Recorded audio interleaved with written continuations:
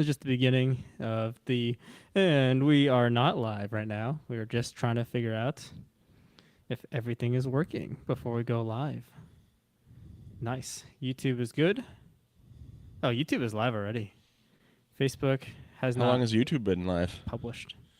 Just like 10 seconds. Oh, all right. Yep.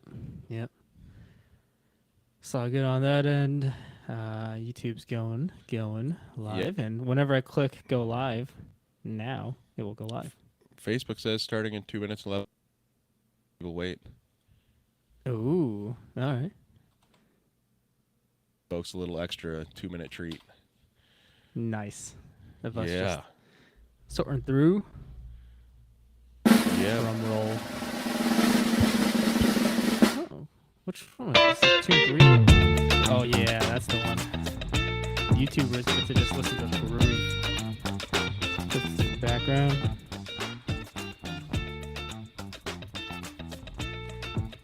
Cool.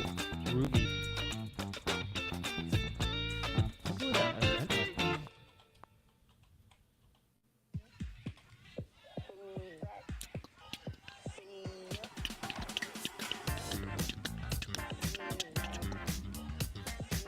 And then we'll share it, the live video, on ComUAV. Do you want to do the sharing? No, you're good. Is it live? Oh, it is on YouTube. But not on Facebook for whatever reason. It's supposed to go live right now. Minute 56 wait. seconds, it says. Oh, does I'm it? watching. Minute 52:51. Where are you seeing this? My Facebook page. Your Facebook page? Yeah. Yep, that says a minute 19:18. It says it on your Facebook page too. Oh, on my Sure end, it just does. says set up live video. That's all it says. Yeah, well. No. Go to my Facebook page. You'll see it. Live video has No, not it started literally yet. just says set up live video on my end because it's expecting me to set up a live video. Oh, it says live Oh. video starting. Ooh, is it Look happening? at that. Is it? And we're live. Good There it things is. happening?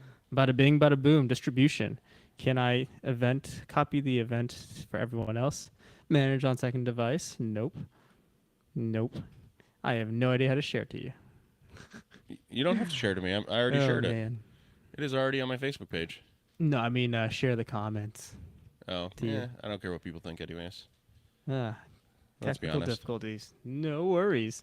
And It's a little easier for me to be open and honest when I don't know what other people think. So fair enough.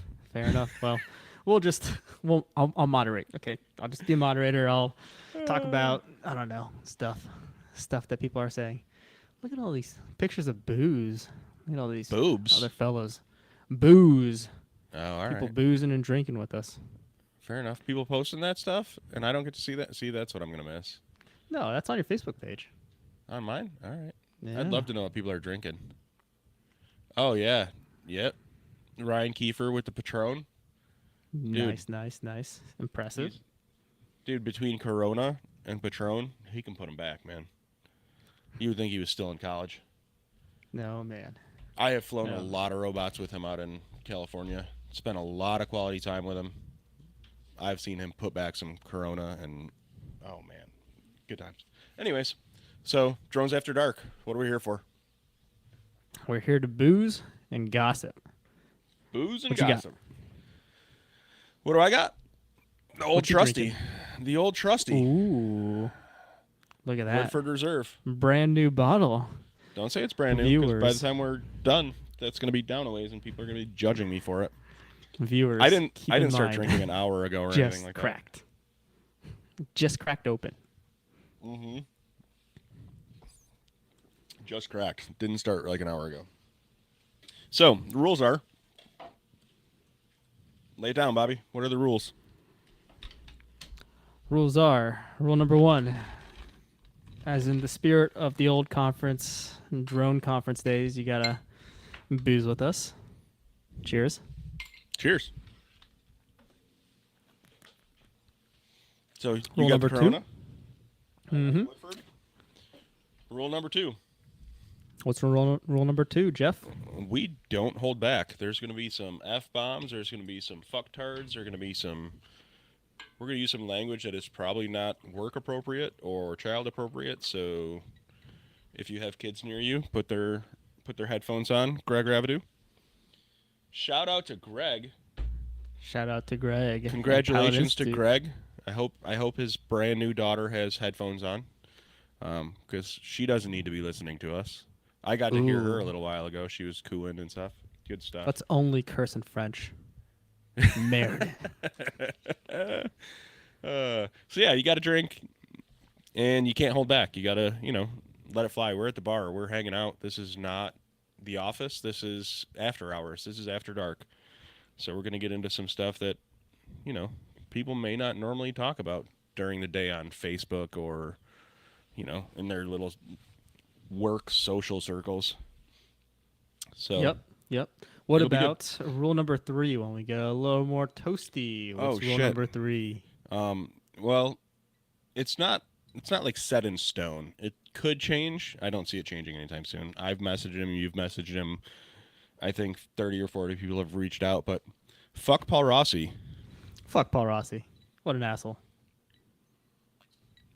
If you don't know, the backstory behind that is he will not let his grimy little fingers off of the drones after dark anything. He's still got passwords. He's still got everything drones after dark related. So we're kind of locked out of a bunch of drones after dark assets because that asshat won't give them to us. But it is what it is. We'll move on. I don't like rule number 3, but it's just one of those things. It is what it is. Yeah. So I mean, today is. Let's not even give him any more credit. no more. We've given him more publicity in the last 10 minutes than he's probably gotten in the last 2 years. So Yep. this show tonight, Kyle, Man like, of the hour. dude. For anyone that doesn't know, he's another SAR guru, man. He's another, robotics junkie. The thing about Kyle though is he's a real pilot too, right? He actually does fly airplanes. That's why we actually started a little late today, because Kyle was flying airplanes instead of robots. And we're not important, but someone like Kyle, absolutely, we'll postpone the show for 30 minutes so we can get him on. Yeah, he was busy, flying his 737 back home. Right? Oh man, and so we, at least on my end, I met Kyle at DJI Airworks just 2-3 months ago, and I went to one of his talks on search and rescue. And no offense to a lot of the folks in the drone industry, but we've heard these same topics talked about over and over and over again: how to have a successful drone program and all that shit. It's the same exact topics. You do this for long enough, you just don't go to these talks anymore. So I went to Kyle's talks because I've never met Kyle before, and he seemed like a cool guy. And wow, it blew me away. The way that he structured his drone program, the way that every little detail of his talk, and down to his presence when he's talking, just exudes confidence, and he's a cool dude. Yeah, so there's a ton of people in the search and rescue space that they'll tell you all day long about all the people they've saved and all the great things they've done and blah blah blah, when really they show up with their drone, someone else finds whoever it is and they fly their drone over there and they get there first, right? I've actually got a really funny story about something like that. But so there's a lot of people that have this huge ego because they're allowed to show up and fly drones for search and rescue, and those are usually the people that really don't do shit when they show up. Like, yeah, they show up with their drone, they probably put it up twice just so they could tell everybody on Facebook that, hey, yeah, we fly search and rescue with drones. But then there's others. Like, there's some fire departments and some police departments and some nonprofits and some other.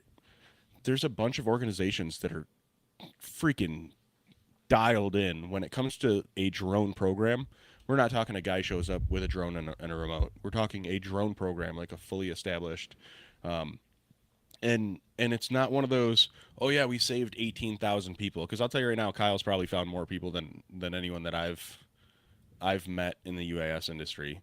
I know we have like 3 or 4 in the last year live finds with StormPoint. Kyle's probably got 10 times that.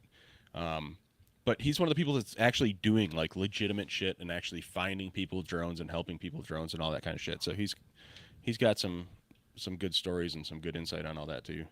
He's crushing But it, and he's jacked as well. You yeah, see him, you're like, Bobby's how does he have all the time? Not only is he, one of the best search and rescue drone pilots in the world, not just in the U.S., he's also probably the most fit person in the UAS industry. so I can tell you all right now. You can thank me later. Thank me in the comments. Thank me wherever you want. Hey But yo, Bobby tried to convince me to put a wife beater on for this show, and I did convince him that that is a horrible idea. my God, it would have been hilarious. He just comes in here, he's like, "What the fuck's going on?" I'm just Yeah. wearing tank tops. Like, then we peer pressure him to wear a tank top as well and show off the guns. That is a lot of Woodford. No, that's a good amount. Remember Yeah. this bottle that was just cracked? I mean, Oh man. it is what it is. But no, so Kyle's doing good things. There's a lot of people that are doing really good things. He is absolutely one of them. And if you haven't heard him at a conference or at this isn't going to be like a how to set up your drone program. I'm hoping he tells us about some drunk fucktard that fell off a cliff and he got to go pull him out because of a robot. But he is one of the people that's doing good things. And if you have a chance to actually listen to him or go to an event somewhere or hear him talk, you can learn a lot. Russell even said the same thing. Now Russ is another one. Storm Point, dude. He's worked more missing persons calls in the last year with drones than most people will ever run in their entire life. But Russell walked out of Kyle's presentation at Airworks. He's like, that dude knows what he's talking about. And it's that instant, like you can tell if you work search and rescue or if you work public safety, you can tell when someone's full of shit and just boasting about all the great things they're doing, or if someone is legitimately doing good things. And we're all on the same page. Kyle is doing good things, so I'm excited to have him on. I'm excited to hear some stories. I don't want to hear, oh yeah, this is how you fly a robot to find someone. I want to hear like, yeah, dude, this dude got butt naked, set himself on fire, and started running through the woods, and we had to go find him. Yeah. So Yeah, people are, it's gonna be fun. Like at the end of the after dark portion of that conference that we met him at. Uh, First thing I said was like, "Great presentation, man!" Like I've seen a lot of presentations. I do a good amount of public speaking as well, and you did a really good job the way that you presented yourself. He's like, "Really? That was my first time. I was super nervous and everything. I thought I did a bad job." I'm like, no way, no way. no, he's And good, he's man. humble. What's going on? Right? That's weird. Someone that's humble and yeah. Humble in the drone industry? Whoa. So I do have one of my favorite stories. We didn't actually find the guy with the drone, and Russell. I was with Russell at the time. We were flying. We had a conversation after. We're like, I'll tell you the story first, and then I'll get into mine and Russell's conversation. But we go to this call. We're in Tennessee, right? Dude was all jacked up on meth. Ran off. No one knew where the hell he went. So robots are in the air. Everybody's searching. Ground teams walking grids. All sorts of shit going on, looking for this dude that took off. And me and Russell just look at each other, and we hear someone squalling.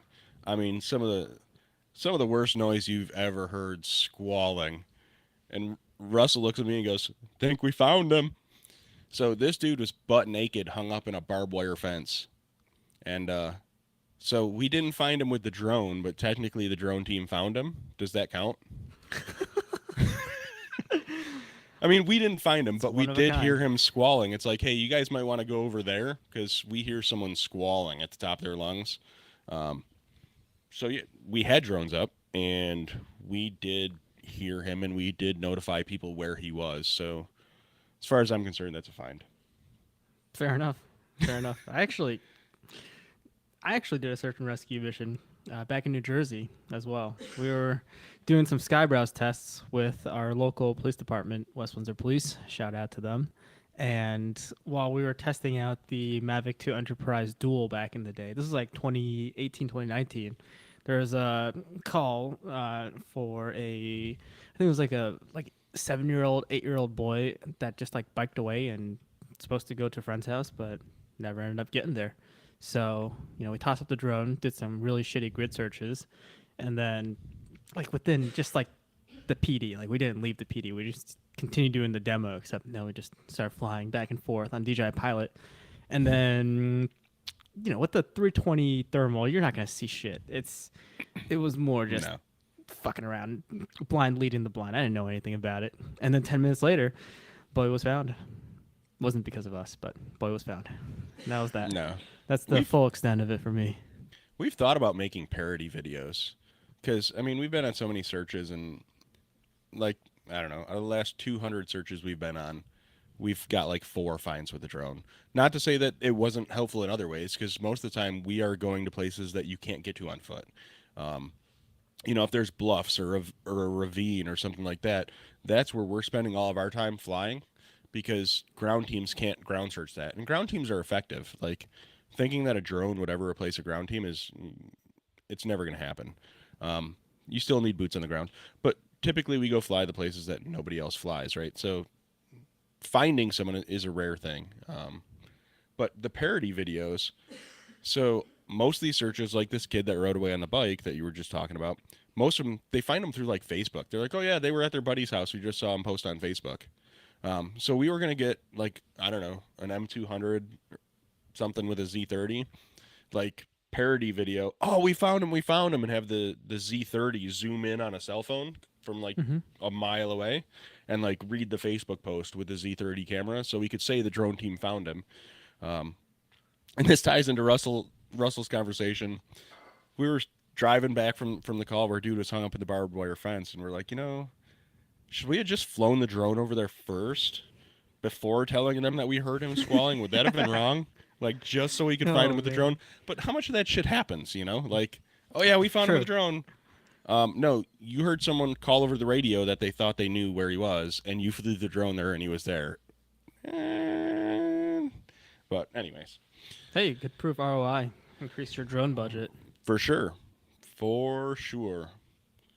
But no, I'm excited to talk to Kyle. I'm excited to talk to Kyle, like, off the record and off script, and hear what else is going on in the airplane world and drone world. Yeah. Yeah, absolutely. So I know you were saying when you initially got a hold of him, what did he tell you he was going to do to get on the show so we could make the show on time? Oh, man, Kyle. So for reference, our shows normally start at 8 p.m. Central Time. We talk for about half an hour, and then we get our guest on. Well, at that time, Kyle said, at 8:30, he'd just be at Salt Lake City Airport. So he was like, I'll go to an airport bar if that's possible, and then it might be a little loud, but I'll join in on the pod. But it's Kyle, so he's driving back right now. We wanted him on the pod, so we pushed back our podcast an hour this time, and then, we'll have him on. Yep. Good stuff. Yeah, he was going to go to the airport bar. That's hysterical. I don't know if it would have gone over very well there. I mean, we've gone to a lot of conferences. We've gone to a lot of conferences this year. How many of those airport bar room suite things have we been in? And how many of them would it have been okay to hold this podcast? Oh man, I did a meeting with some of my buddies, just friends of mine. So I was like, let's do it casually. We were in New Orleans like a couple weeks back, and I was at an oyster bar. It was loud, dude, super loud there, and I had headphones on, didn't work. I used my computer, my laptop's microphone. I basically like put my face right into the microphone and just like started like yelling at it, and nothing. It was just too much background noise. And this was like at lunchtime during happy hour as well. So it wasn't like crazy busy bar or anything like that. Just, it's tough. It reminds us of one of our first episodes. I believe our second episode with John McBride. He was driving back from RMUS back in the day, and there was so much background noise. He had to like pull over on the side of the highway to do the podcast. And back in the day, we were just using Zoom, and it was such a mess of a podcast because he was freezing, and there was all sorts of latency issues, and then car noises in the background. Like, it's on our Spotify podcast if you want to check it out. It's just gonna make your ears bleed though. So that gets me to thinking, like, we're going to COM UAV in January, right? It's the 5th through the 8th. Is that correct? ComUAV Com UAV. or not Com? I'm sorry, Oh, not ComUAV. CES, yeah. 5th through the 8th. So I kind of liked the van setup. I'm wondering if I should actually bring the mic and the Scarlett, and if I should bring the studio so we can actually podcast from CES. From CES. Oh man, Yeah. It'll it's be kind an of after like dark. Like, it'll be legit after dark, and we will be hanging out. We're going to be hanging out with Max. We're going to be hanging out with a bunch of the Alltel guys, and it might be a good time wherever we're at, just to drop what the fuck we're doing and be like, hey, droners, tech junkies, come on, let's talk some robotic stuff with random people out there, while we're all inebriated. And I think it'd be yeah. fun. I think we should. I think we should go live from CES. We got to do something with the portable microphones. Like something that you can like the handheld microphones, so everyone can just like hold on to their own microphones. You just like holding something in your hand like that, Oh yeah, you'll and, always see and me with holding two it up drinks. and holding it up to talk Just oh yeah, into it. Yeah, we know. the But tall no, boys. so that's just it though. Everybody, I mean, anybody that has a podcast or anybody that has a YouTube channel or anybody that has anything, they're all walking the floor at CES, like talking to people and interviewing and so on and so forth. How many of them are podcasting and recording while we're all getting fucked up after the fact? So many, so many. Well, And no one's doing the podcast like that though. true, but everyone's boozing, so we can get people on Everyone is pretty easily. boozing. So yeah, that's what I'm thinking. CES, I think. It'll be a And great time. Billy will be there. Billy, if you're listening, bring some recording shit. Bring some good cameras and some fun stuff so we can hold a live podcast from CES. Help us out. We're low budget Yeah. here. Help us out. Offline podcast. That'd be really fun. Yeah. Dude, it'll be a blast.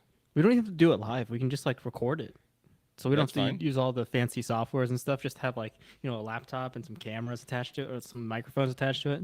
There you And go. we know the shenanigans that go on after hours at conferences. That way we can blur out faces that need to be blurred out just in case, Yeah, Oh, yeah, you got absolutely. company or your cat's bothering you? No, Your it's all good. It's all Your good. better Yes. half's off screen teasing you, isn't she? She is. You'll never Yeah. know. Well, Yeah. Where's the weekly Laura Butt debut? So she is downstairs. I've got another bottle of Knob Creek single barrel that's down there that I know she's tapped into. So she might not stop up. But She's in like, the early episodes, basically what happened was she would always come up to grab some booze, and for she whatever always reason, wants whatever bourbon I'm drinking. She's like, yep, he's got the good bourbon. she would always come on in, whisper in your ear, and she would like half of her would show up on your video. Usually like, just usually just her butt. Yeah. Just the butt, Yep. and that's it. Speaking of CES, let's go through some of the comments as well. CES Inspire 3 debut, no clue, doubt it. Is this on YouTube? Yes, it is. It's also don't live on see- YouTube. I don't see shit. Where are these comments? I sent you the producer view. I don't know if you can access it because it says manage on second device. With moderators, it'll open up a live producer. Yep. Nope. Content is not available right now. So I it's have no only idea how to you. make you a moderator. Yeah, it I doesn't wish, matter. but I don't probably know. shouldn't be in charge of this shit anyways. Preview link, add column. Well, yeah, I don't know. Other comments. CES. Oh yeah. Do you know the stuff that Autel's announcing at CES? The Autel Max. Ooh. So it's What so does it funny. mean? It's so funny. When I first got that email, and it looked really professional and really well laid out, but it says "Come meet Max." I was like, man, they spent a lot of advertising for that kid. Like, I like Max. If you don't know Max, Max is the Oh, CEO of yeah. Alltel, right? That's his current status, right? CEO. He is top dog for Alltel Robotics. As far as the drone stuff goes, he's it. He's the king. But yeah, that email that came out said, "Let's meet Max." I was like, I've met Max already. Like, but I am curious to see what, like, legitimately, what are they talking about? What is Max? We Yeah, have no what- idea. We What can't is say anything on Drones After Dark. Max? Stupid NDAs. What? Anyways, no, but so in all seriousness, we're gonna be there with Altel. I know Billy Kyle's coming. I know Kyle. I think Kyle said he was coming out, right? Mhm. So Billy will probably end up bailing Kyle's wife out of jail. So if you get some free time to stop by CES, Oh man. that's the next place we'll be at, and we'll be talking robotics real and so on and so forth. So in all seriousness, all of these conferences and stuff that we go to, like I don't talk a lot of shit. Okay, maybe I do. But it's not talking shit per se. It's giving my honest opinion about stuff, right? I get messages all the time like, "Oh, you're such a fucking keyboard warrior." Like, no. The shit that I say on Facebook, I say on podcasts, I say in real life, I say face to face, I say at conferences, I say like I am me. Hate me for what I am, but keyboard warrior, I am not. I'm one of the worst typers on the planet. Mhm. I still got to hunt and peck shit, type shit out. I'm not going to waste my time on keyboard warrioring. Mhm. But Yep. I just got a on a slight change of topic. I just got a text message from Kyle. He just says, "Made it home, taking a shot to catch up," and I responded, "Take two." Let's get it. he Oh might need more man, than two. Hell yeah! I'm excited to hang out with him. will be a great time. I'm gonna grab myself another beer and I'll tell a I'll, story about these beers. stories about Corona. Any stories involving beer or alcohol are usually good, unless they're a story related to drones. Stories related to drones and beer and alcohol, folks, are usually they don't turn out so well. So keep that in mind. We preach safe flying here at Drones After Dark. We are Either all that or sober just keep your Sallies. fuckery to yourself. What's up? We are all sober Sallies in this podcast. Absolutely. Yeah, so the story, it's actually a pretty quick story. We ended up ordering some tacos yesterday, and they gave us a comically huge amount of limes, like so many lime wedges. So we're like, well, I feel wrong to throw out all these lime wedges that we didn't even use. So today, on the way to the beer store, I just got myself some Coronas to put them down. Hell yeah. Dude, I do like Corona. I really do. It's a tasty beer. So I'm getting a video of this Woodford Reserve bottle. I'm going to see if I can make it into a 3D model. We'll see. So anyways, tasty beer. It is tasty. Corona's one of the... So I actually got to go to the bar last night.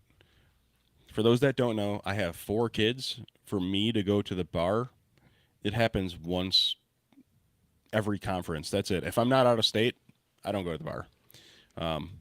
But no. So good friends of mine, Zach and his dad, Joe, Zach Harpence, flew a bunch with him out in California.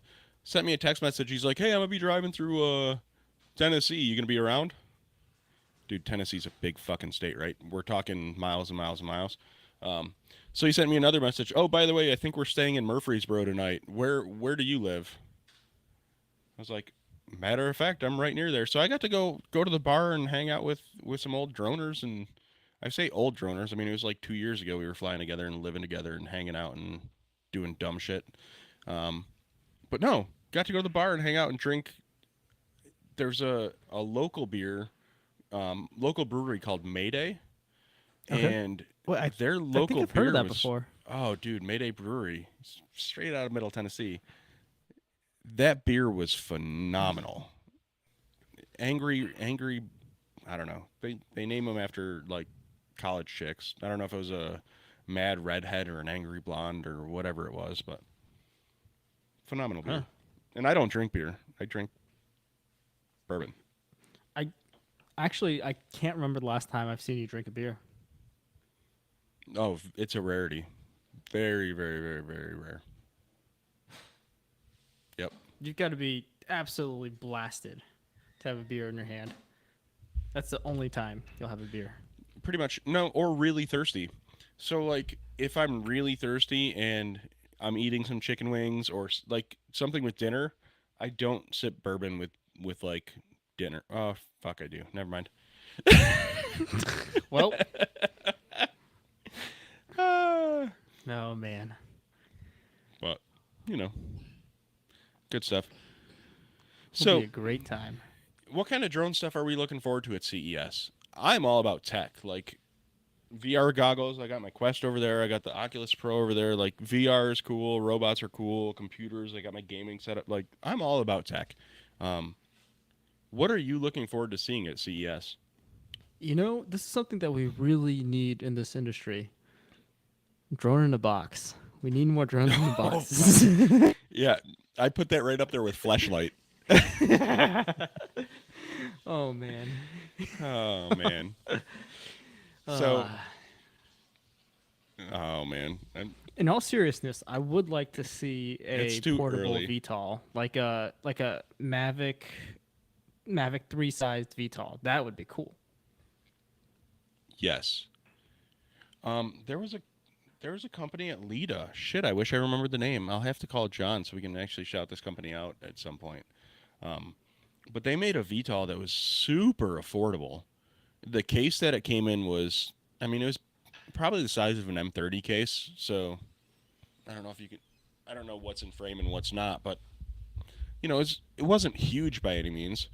But the a VTOL in a case the size of an M30 case, like I'm used to the Dragonfish. I go sit on that case and do computer work. It's a chair. Like it's a big case. Big drone, big case. So didn't have the flight time that the Dragonfish had and that kind of stuff. But as far as a new company coming out and putting out this VTOL that they put out, it was really impressive. Still had a long way to go, but it was definitely a lot smaller. You could still pop the wings off, similar to the fish and whatnot. But the case that it fit in, it was actually fairly compact. Not Mavic by any means. Mm-hmm. Definitely not Mavic, but Gotcha. Must be really good for search and rescue. And speaking of search and rescue, who do we have coming on in the show? he better be wearing a tank top. Oh, he's not wearing the tank top. Oh, What's The going on, airline guys? pilot. Kyle Billy here. Oh man, he's back. oh shit. Oh man, how you doing? Is doing. Oh, living the dream. It's a Truly hell of a living the dream, dream. Jeff. Time. It is, right? Even a nightmare is a dream. So there's that. Valid point. Valid point. Oh, Well, guys, Oh, I'm man. stoked to be here with you guys.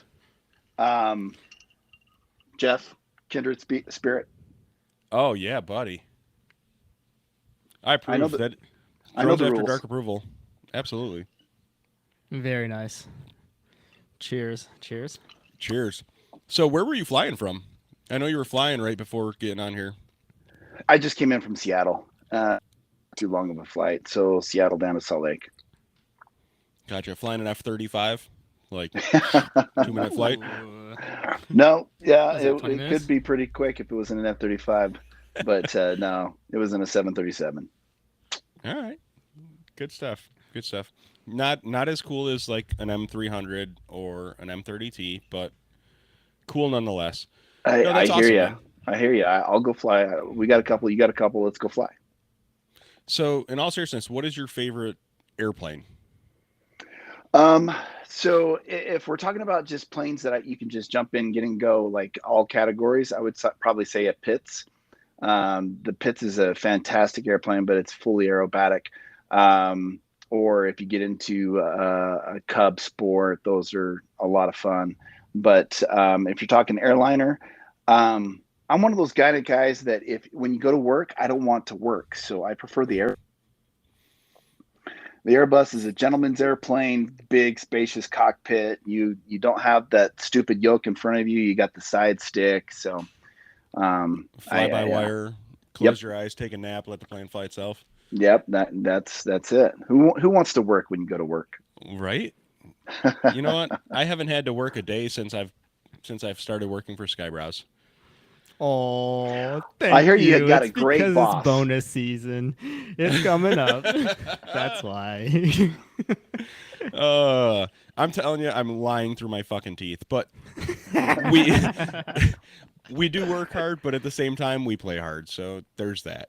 I've witnessed that. I've witnessed you guys playing hard, and I participate. It was a good time. Yeah. Last I recall, hearing something about Billy Kyle might have had to bail your wife out of jail. I don't Oh know. well, yeah, I was Or is texting it Bobby you? too at the same time. So it was when you guys went to or whatever that was, where you guys were doing the whole axe throwing. Yeah, Area 15. That's what it was, Area Yeah, 15. yeah, yeah. And so yeah, I was hanging out. My wife and I, we were hanging out with Gemma Alcock and Richard. Dude, I love them both. We actually Yeah, hung out with them the great night people. before that. Oh, really? Mhm. Great time. And so we were stumbling out of, gosh, what hotel was it? We were stumbling out of some casino, and my wife thought it would be a good idea to start talking and to start soliciting the wrong person on the strip. And suddenly the red and blues turn on, and I just start laughing. And so I sent a picture to Billy Kyle, like, we might need some help.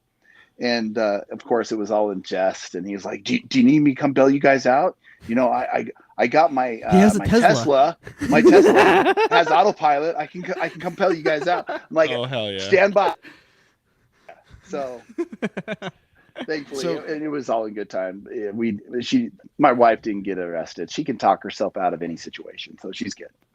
That's awesome. But that's one of those stories that you won't forget though, and it all boils down to time and place. Like, it is what it is. But talking about Gemma, she's gotten all sorts of awards and I think she's headed to Paris right now for the IEDO conference. Yeah, she's heading there with Wayne Baker. I just Yeah. heard Wayne's going to meet up over there with her. Yeah, she's killing it. She's crushing it. Killing it. Skybound. Yeah. Skybound Rescue, or Skybound Innovations. They're doing stuff Rescuer. Skybound Rescuer. Skybound Rescuer is the product. I think Skybound Innovations might be the. Oh. I don't know. Actually, But I don't anyways, know.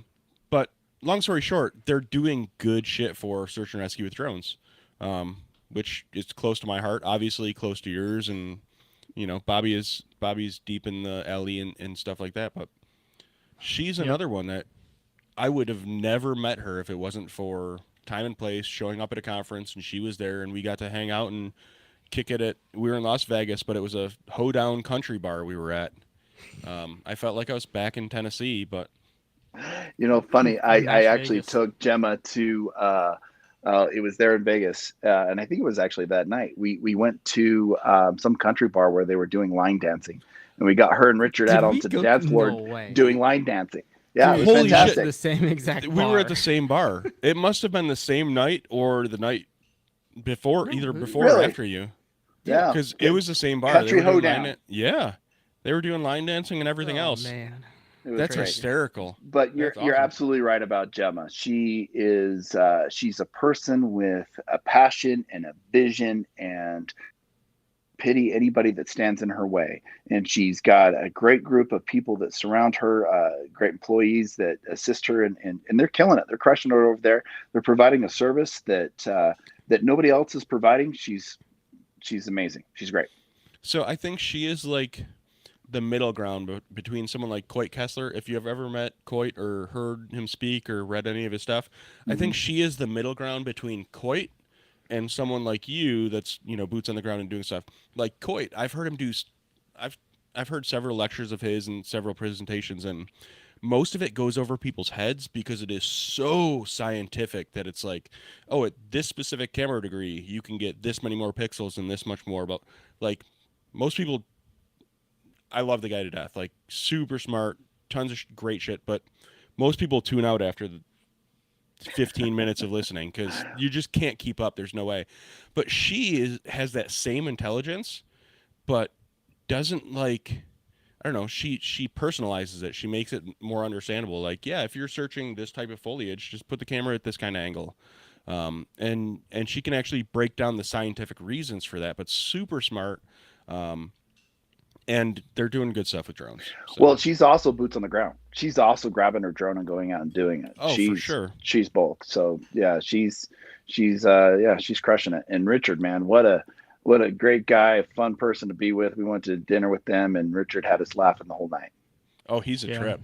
Yeah. Hell yeah. Great people. I mean, And we met Gemma. His daughter and his wife too. 20. He actually got engaged 2019? while in Vegas. Yeah. He proposed to his wife. In fact, that night that we took him to the hoedown. But yeah, he just got engaged. So Richard, if you're watching, cheers, Richard, Gemma. Cheers. Shout out to Richard. Cheers. Yeah. Oh man. Yep. Hell yeah.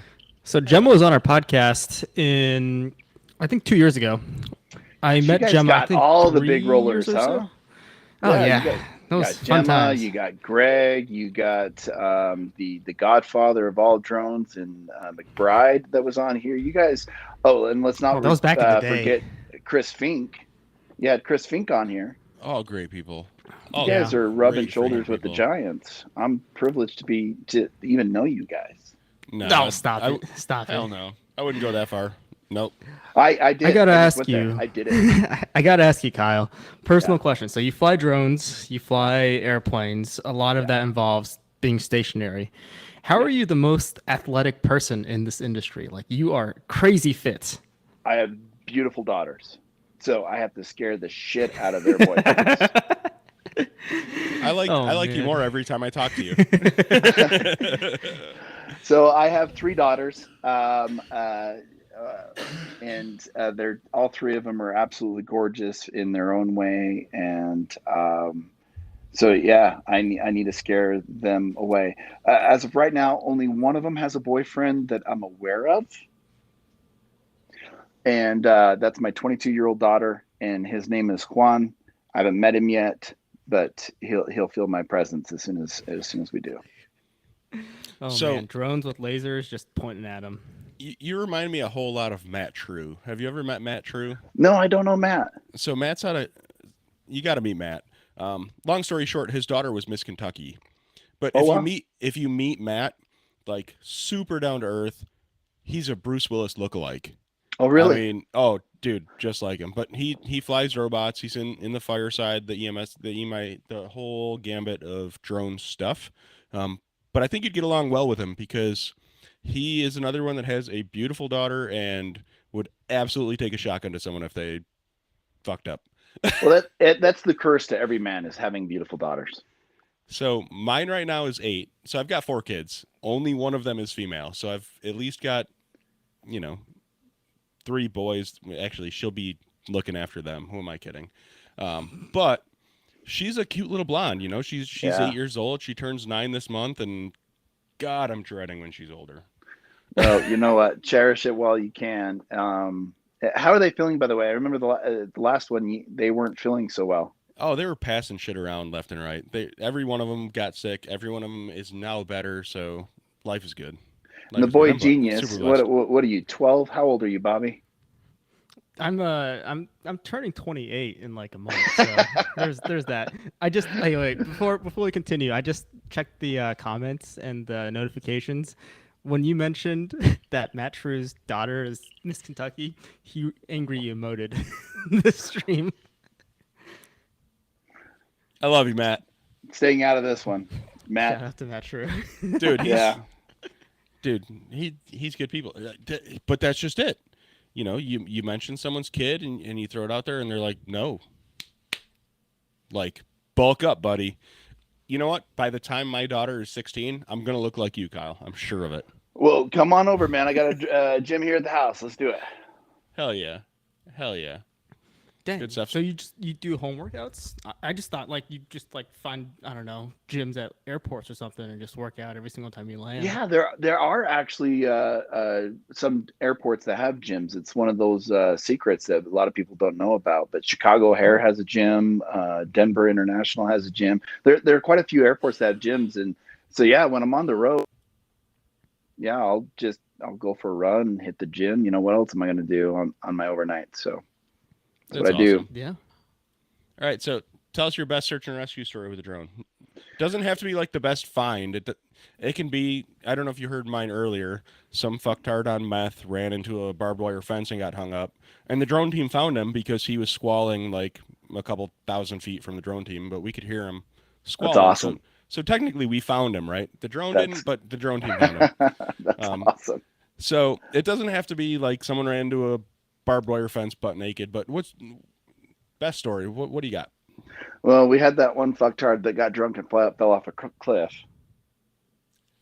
I called it. Did I called it. we mentioned that in the pre-show? I know. We I was talked listening about as I was driving on the way home from the airport. I was listening, and so yeah, no, Oh that man. didn't happen. No. that. Oh man! And if my mother is Recurring watching, guest. I apologize for swearing, Mom. Oh, that. Oh man! If I had $1 for every time I've had to apologize for this show, I'd probably have $2. Right. Sure. So the best story. Shoot. There are a lot of great stories. There was actually one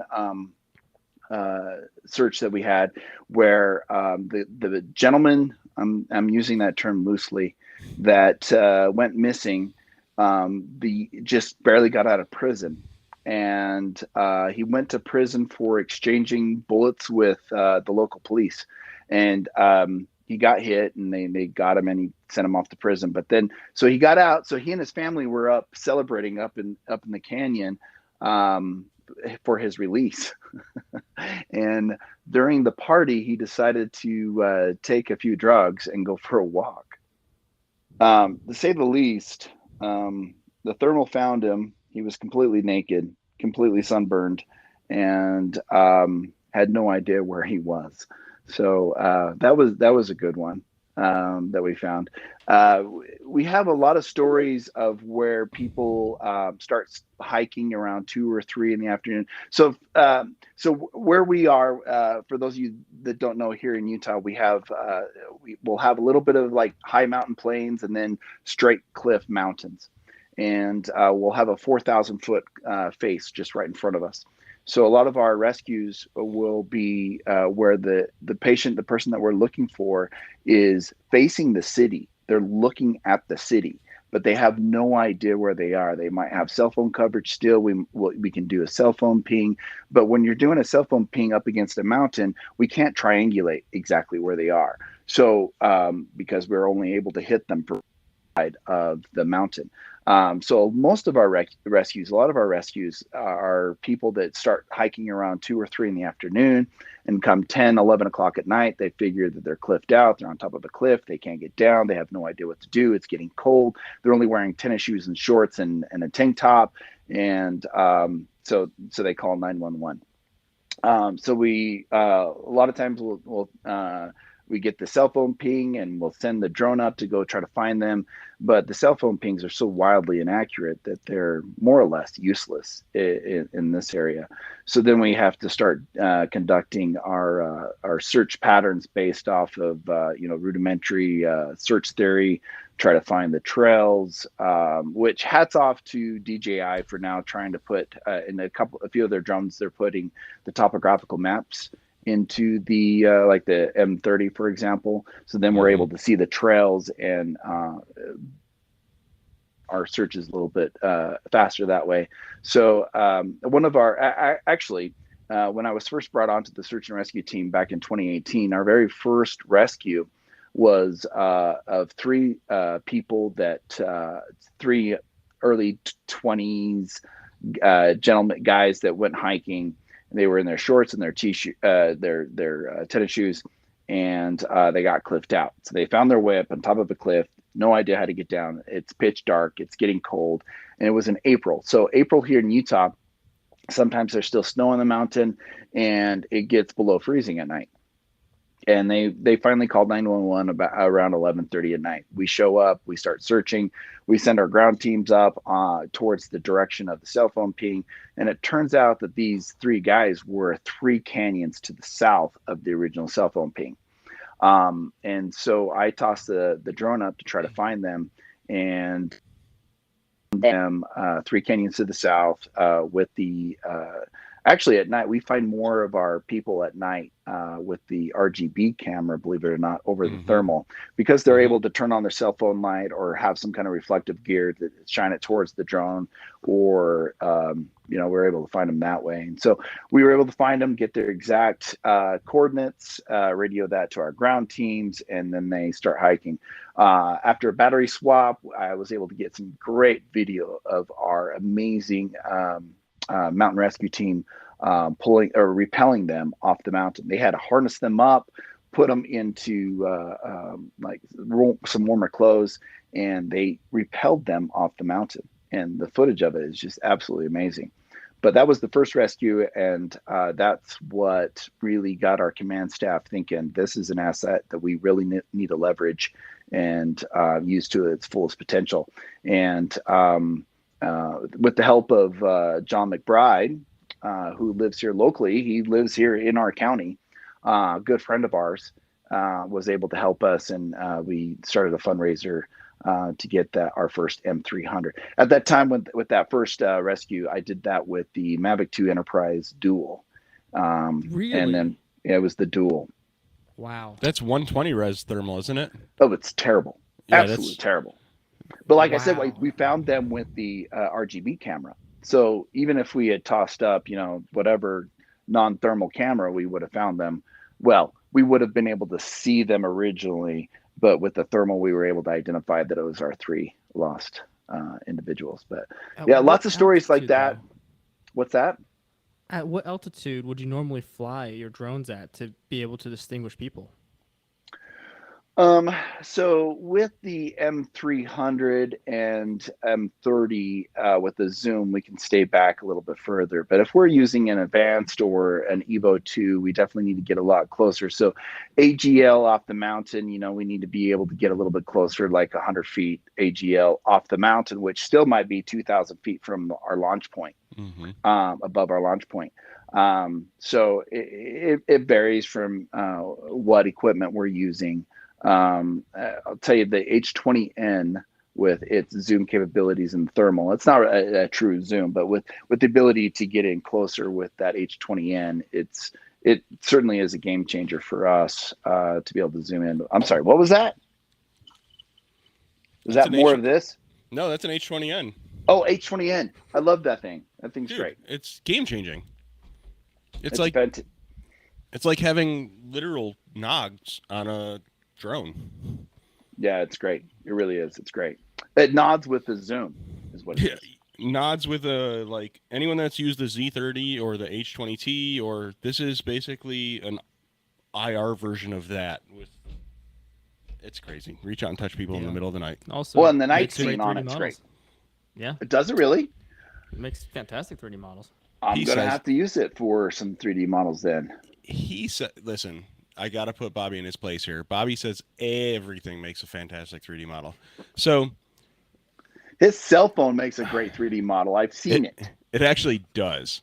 So there's something that a lot of people don't know. So with this camera, if you record, you actually got to watch the frame rate. So if you're filming at night, like in the middle of the night, the frame rate drops down to like 14 or 19 frames a second, which hurts us a little bit.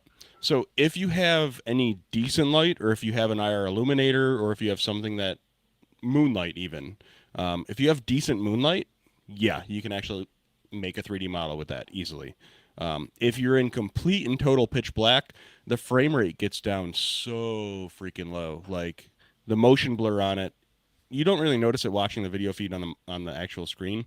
But if it's completely pitch black, no moonlight, no nothing, middle of nowhere, there's a lot of motion blur, and at 14 and 19 frames a second, it's tough to make a 3D model. We can make one, but you can actually see the motion blur and stuff like that. But if you have moonlight, absolutely, you can make a 3D model with it. So cool. So Kyle, so cool. Apple released a new satellite SOS feature on the iPhone. For those of y'all that aren't aware, you can basically, if you're in an area where you're lost, you can kind of just point your phone at the sky, and Apple has a new constellation of satellites orbiting the Earth, where you can essentially shoot a text message to your local dispatcher and essentially just text your dispatcher your location, what you're wearing, all sorts of stuff. It might take a little while. You might have to get a clear view of the sky. Have you experienced any sort of searches that involved SOS? Yes, we have. In fact, with the new iPhone, it is, if you have a hard crash, then it will call 911 for you. And yeah, we have had that. We've had an official call out where it's actually not too far from my house. It's called the North Ogden Divide. where we would go up there, and so we got the call. We had no idea what was going on really. The way that Weber County Search and Rescue is split up. Every single rescue team does things differently, and most of it is whether or not you're divided or east of the Mississippi or west of the Mississippi. When you're west and kind of in the Intermountain region, we're kind of governed, and we belong to the Mountain Rescue Association. But then even divided below that, some teams will have guys that are on the team that are kind of jacks of all trades, where all of them will have to be expert riggers and divers, or just everything. The way that we have things broken, other teams that have it set up this way, we have individual teams. So we have our riggers in our mountain rescue team, and then we have our dive team that are just divers. That's all they do. So when we have a drowning or something like that, then the divers will show up. We also have our backcountry ski team. We have our snowmobile team. We have a motorcycle team, and then of course I'm the team coordinator for the UAV team. So on that particular one, we were the drone team. We were getting ready to deploy, but our motorcycle team found that one.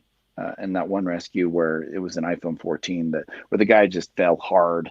Was hiking and tripped and bonked his head, but he was fine. But our motorcycle team was able to catch up with him and identify that he was ambulatory and everything was fine. So, but yeah, we are aware of capability that the iPhone, that the Apple products have, and I think it's going to cause quite a bit of headaches, but I also think that it's going to save quite a few lives, especially if someone falls off a cliff or, some fucktard walks off a cliff. Yep. Who's drunk, right? Yeah. And I think it's going to end up saving some people's lives. So, we're aware of that, and we're waiting for it. We're just waiting for the call. So I am Android 100%. Like, that's just me. Android, iOS, blah, blah, blah, blah. But there's two things that I commend iPhone for, or Apple, or whatever you want. One is LiDAR.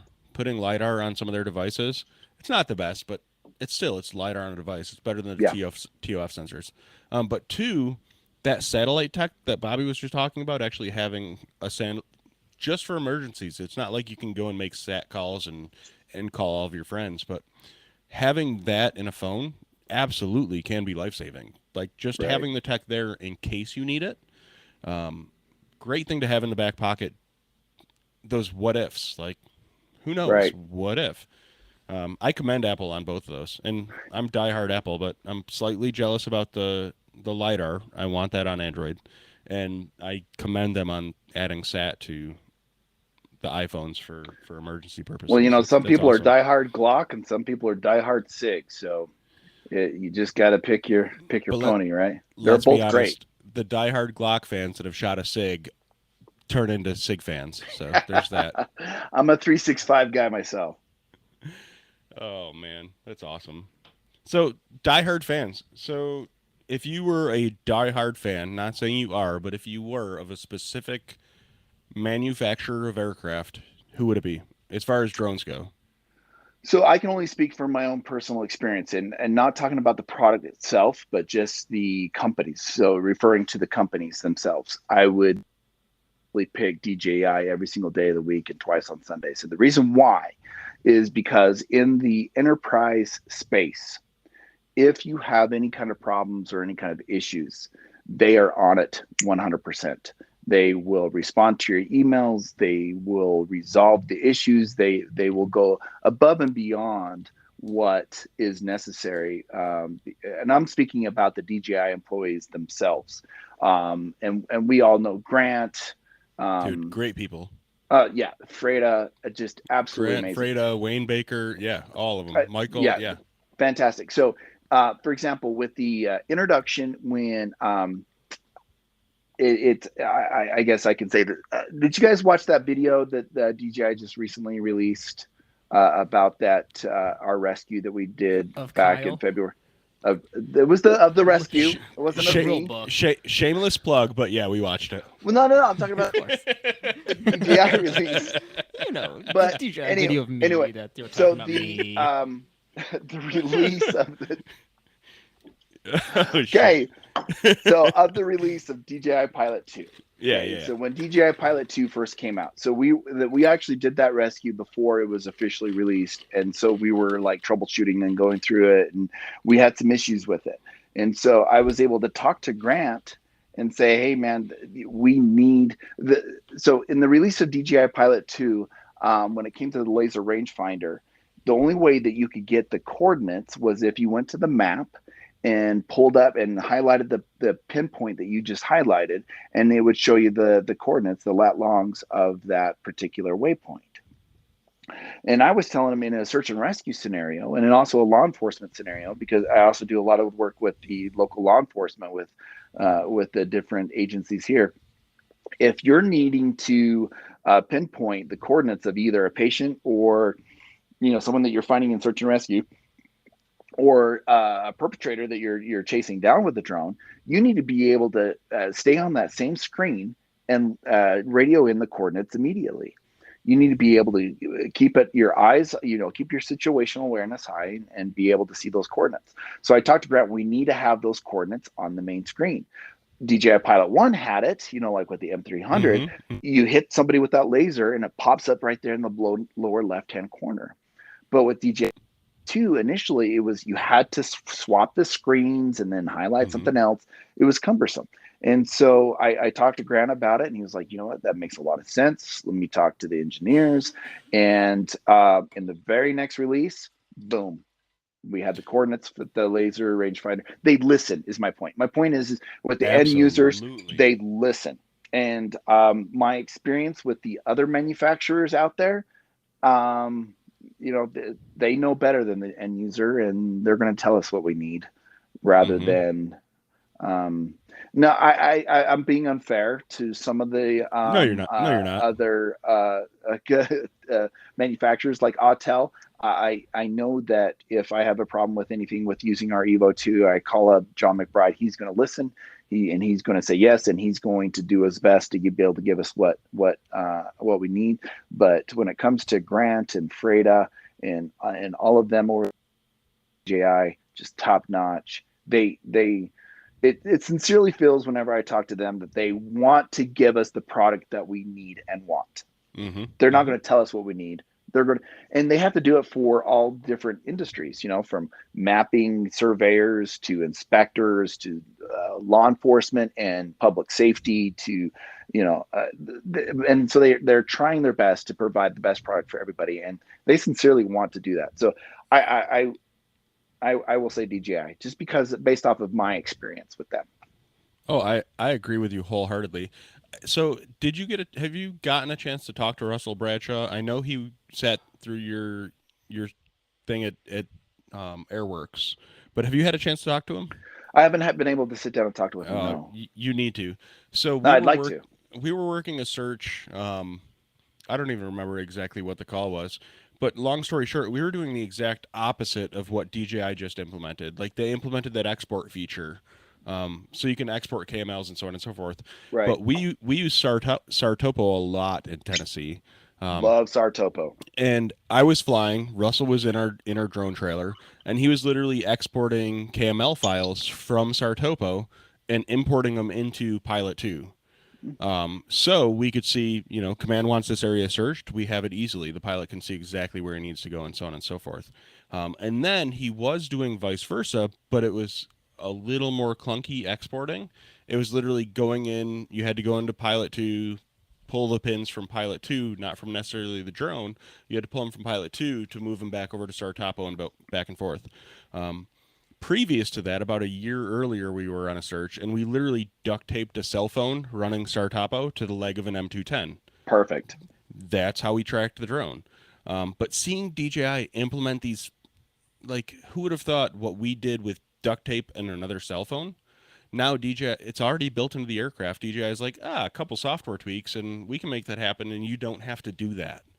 Right. And they do. They adapt. Every single new release they come out with, it's literally exactly what people either really were asking for or stuff that we didn't even know we needed until DJI released it. Like, holy shit, that is useful. Right. They're so ahead of everybody else right now that it's almost scary. The only competition that I believe right now that they have, aside from politics and everything else, is Autel. For some reason, DJI will not go into the VTOL space, and that's a tool that is absolutely a necessity for SAR, for public safety, for all that stuff, and it might be expensive, but Autel hit the nail on the head with that Dragonfish. It still has some little things that could make it better, but that being said, not that I know anything that's coming out, because I don't. But if they were to release something else, it might have fixed some of the stuff that people said would make shit better. Right. So I can honestly say there are very few companies that listen to the masses, like the larger capacity of people that are actually using the aircrafts. There's a whole bunch of people that are like, oh, this would be cool to throw that at a drone, and there are companies that are like, okay, let's put it that. But there's not enough people that are listening, like Grant and Freda and those people that will sit there and they will absolutely listen and take notes as you're talking, like Oh yeah. nonstop. Yep. And then a new drone comes out and absolutely they fix that shit. There's some things that, like, why aren't there LEDs to light up a room on a Nevada so we can make a tactile drone? I don't know. But most of the stuff, they do take care of it with their next releases. So this brings me to my next question. Bobby, I can tell you want to talk, but so Kyle, if tomorrow, if in Utah they said you were no longer allowed to fly DJI, how bad would that hurt you guys? Oh, it would cost lives. It sincerely will, because we've had numerous rescues that if suddenly we were restricted to the blue UAS list, we would not have been able to save people's lives. For example, that rescue that we've had up in North Fork, there is not a manufacturer out there that can compete with the M30 that would have had the tools on board to be able to locate him, and stay on station as long as we did, and let alone find the coordinates. So we, I, I'm biased, and I recognize my bias in this. My perspective is now. Granted, I did just give DJI glowing review, but that's only based off of my experience with them, which I think my review is they I think it's warranted because they have done such an amazing job. But if I was forced to stick with any kind of blue UAS, it would definitely, lives would be lost. And it's a shame. There's not another company out there that can compete. So my perspective, or my bias is put the appropriate tool, the correct tool, into the hands of the professionals to be able to save lives. And I believe that when it comes to all aspects of public safety, whether it be body armor, if you come to the conclusion that no, we can only buy or purchase body armor for our law enforcement officers that's inferior, I think that it would be the public safety, or the public would just go crazy about that. Why are we buying inferior? Oh, because it was built here in the United States, and we can't buy something that was made somewhere else in another country. I think that we just need to have accusations that are warranted, and the accusations towards DJI right now are not warranted. They're Not at based all. off of a false premise. They're based off of political, I don't know. All I know is that if I was forced to use and only use blue drones that are on the blue UAS list, lives would be lost. So, did you see the solution that's out there? There's a solution.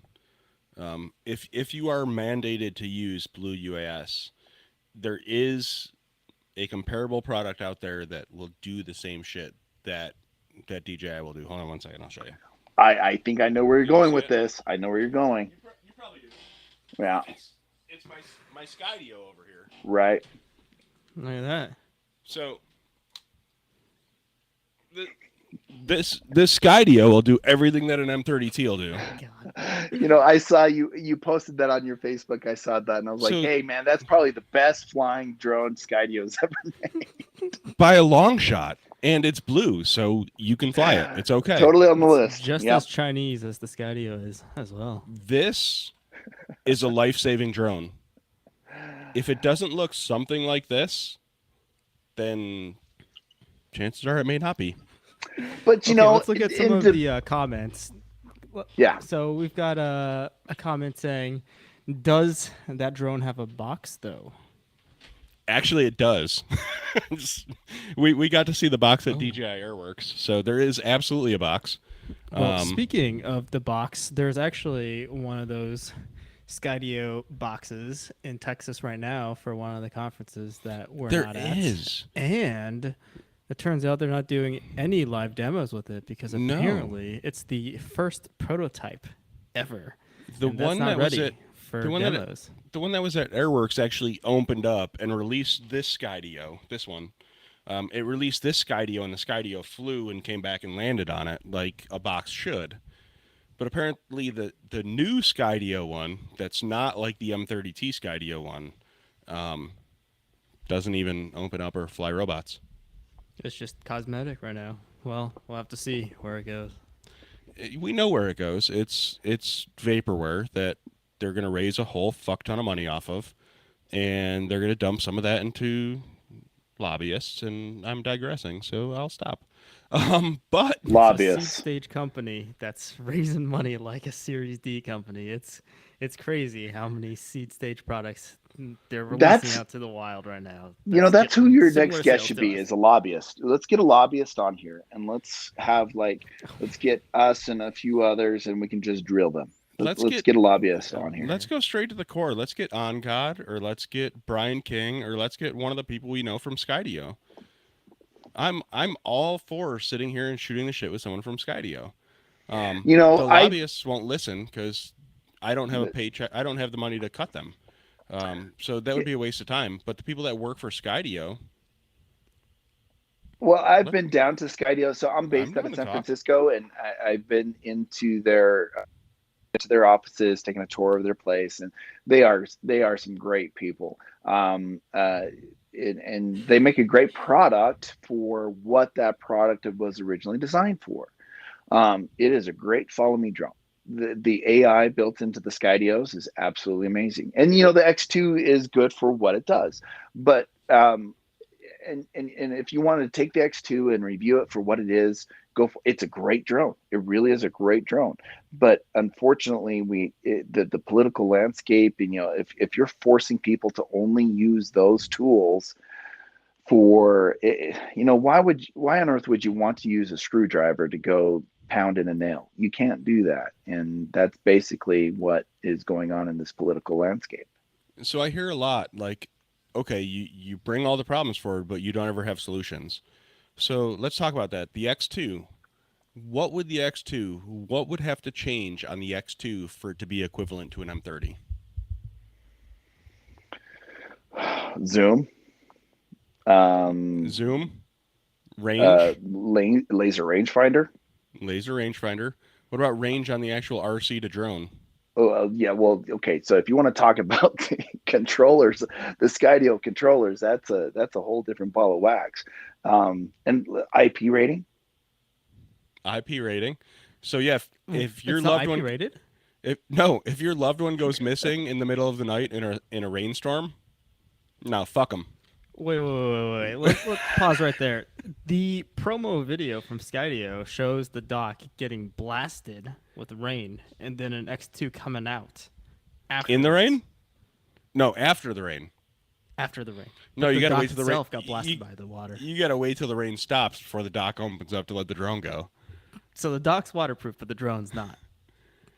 No, if your loved one goes missing in the rain, fuck them. They're dead. Fuck them. Oh man, that's That's not the very American. that is the American way. That is the American.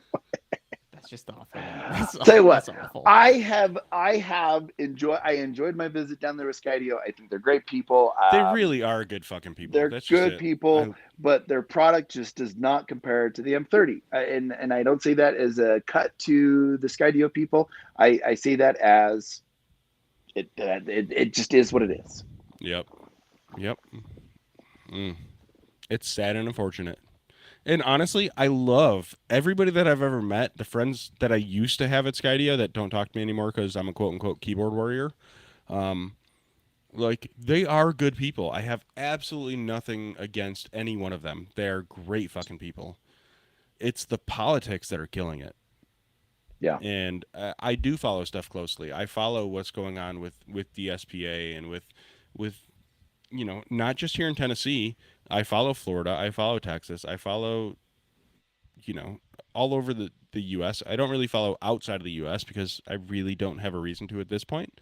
But I do follow stuff rather closely. And honestly, they fucked a lot of people, and they are planning on fucking more. That's my problem. Like, but you mentioned DSPA. Can we give a shout out to Vic? Oh, hell yeah. Shout out Vic to Vic. Moss. Yeah. Yep. The folks at DSPA, they're doing good work. Yes. They are kind of the arbiters of the drone industry right now. They're not afraid to call us out when we screw up, and they're doing good work. They really are. Not to sling mud, but they're what drone responders should have been for public safety. Preach. Just throwing that out there. Cheers to that. Doug from Lita says, Dude, I love Doug. "Are you actually a keyboard warrior when you say it in front of a whole conference of people?" That's right. That's Jeffrey true. Clementi. He's a public speaker. Well, and I was like your there. hat. Look at that Lita hat you got sporting right So there. I don't even know if I should be sporting Lita while imbibing and all that. Like, honestly, Lita is a great organization. They are doing just as much as anybody on the positive side of drone stuff.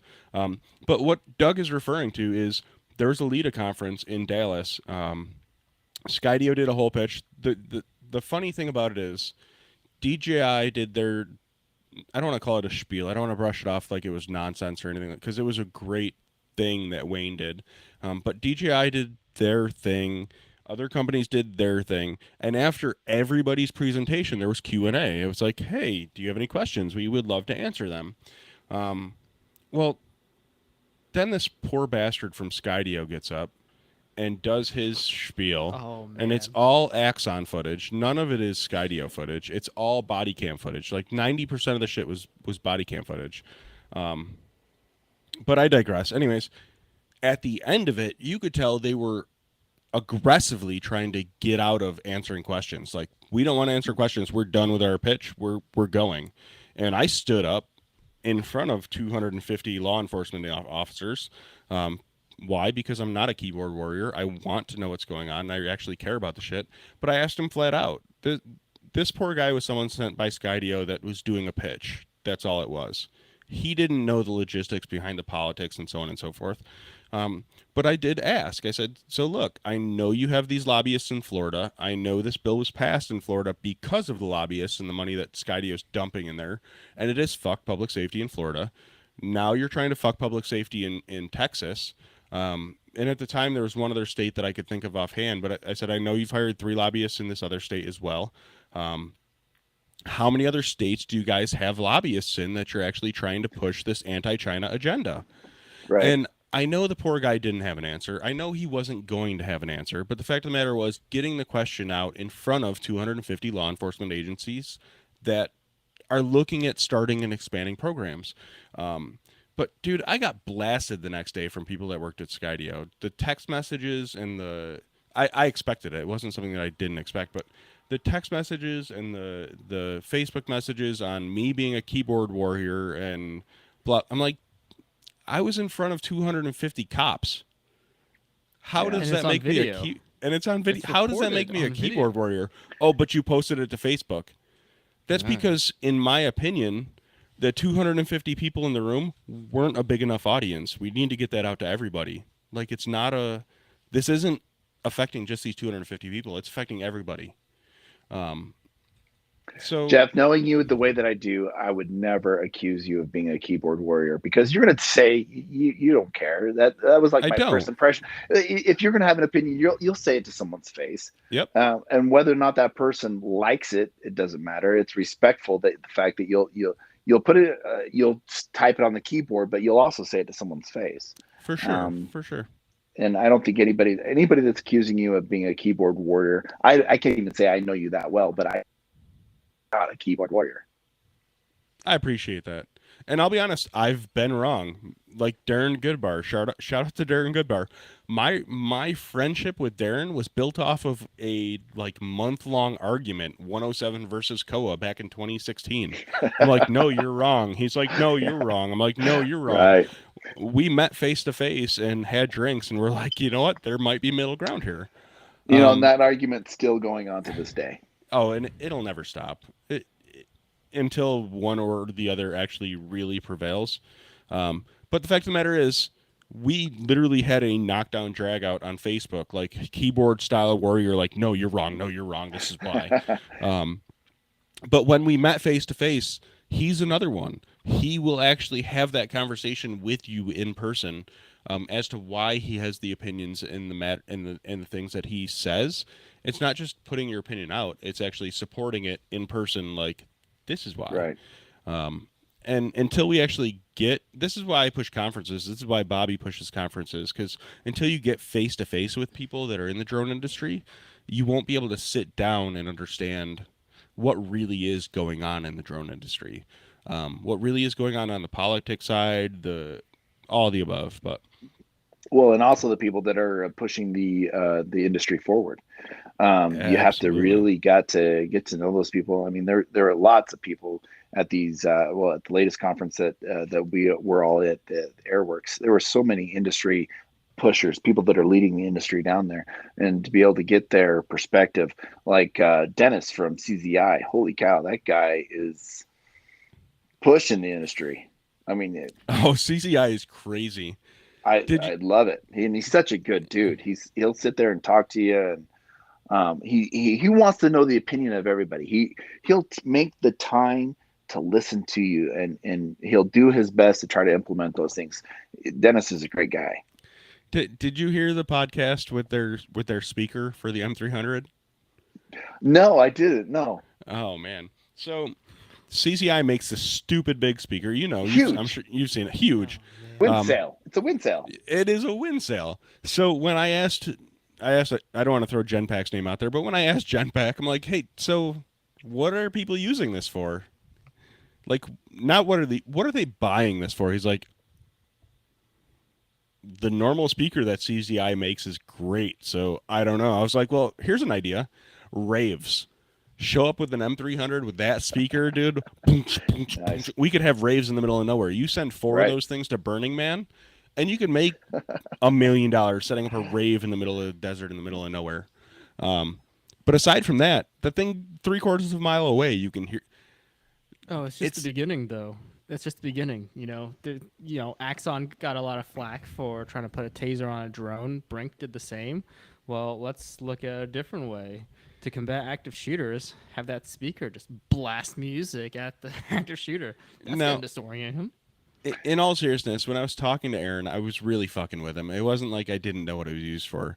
So I've worked protests. I've worked shit where, you know what, you get people throwing bottles and rocks and screaming and burning shit. They're not going to hear that little CSI speaker. The big one, fly that shit in there and people are going to hear you. Yeah. Like, it has a time and place for sure, but the technology that they're coming out with, CZI is coming out with insane stuff for DJI, like a fucking 10-inch subwoofer on the bottom of an M300. Yeah, it's fantastic. Yeah, they're doing good work.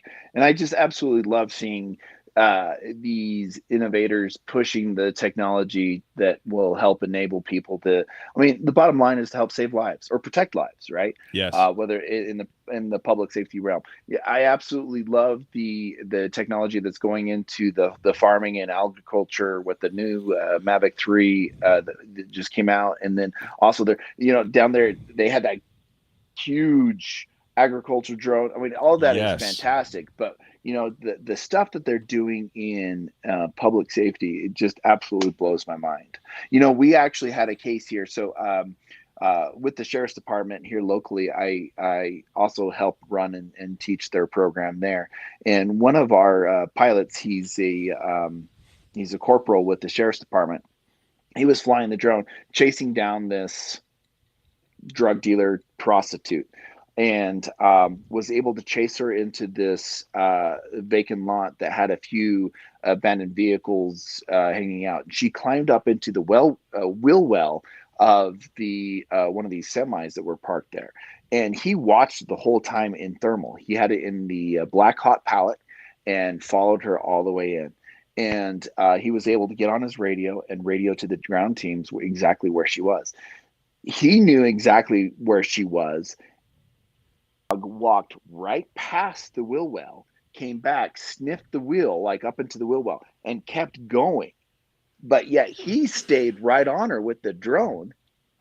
And later, as they came back around, they were able to very gently yank her out of that wheel well and arrest her. But if it wasn't for the drone, that arrest never would have been made. And the whole public safety realm when it comes to flying robots with these aviation assets, it's absolutely amazing. It's fantastic. Absolutely. What's Absolutely going on, that's happening. That's a lifesaver right there. I mean, so how did the dog miss the suspect? That's a very good question. I don't know, but we brag about it that the drone found her before the dog did. So Wow. I don't know if you do, but I know Storm Point, we cheat using the dogs. Like, we will wait till dogs show up. Like, we don't normally wait. If we get there, we'll take off and go. But if we know dogs are going to be there in 2 or 3 minutes, we'll wait till they get their scent, and we'll wait till they're headed a direction, and then we send the drone 50 miles ahead of them. Like, take off and go. Fuck that dog. We're going to find it before the dog does. But Right. more often than not, that dog was headed in the right direction. Like, it knew where that person at least headed, and so on and so forth. But dogs' noses work similar to humans, just a whole lot better. You take something like burning rubber or gasoline or something that's super stout, they don't necessarily smell a person's scent over like fuel or And some that of that might kind have of stuff. been so the dog that was there was an apprehension dog. I don't think it was Oh, a so it live could boil find down to training scent. too. Yeah. Absolutely. So, Yeah. in all fairness to the dog, and I don't think the dog had the scent of the individual prior to be able to find. Just the dog went past that wheel well. The video is fantastic. It's a lot of fun to watch. But my wife is actually training a cadaver dog right now, and watching what these dogs can do is just absolutely amazing.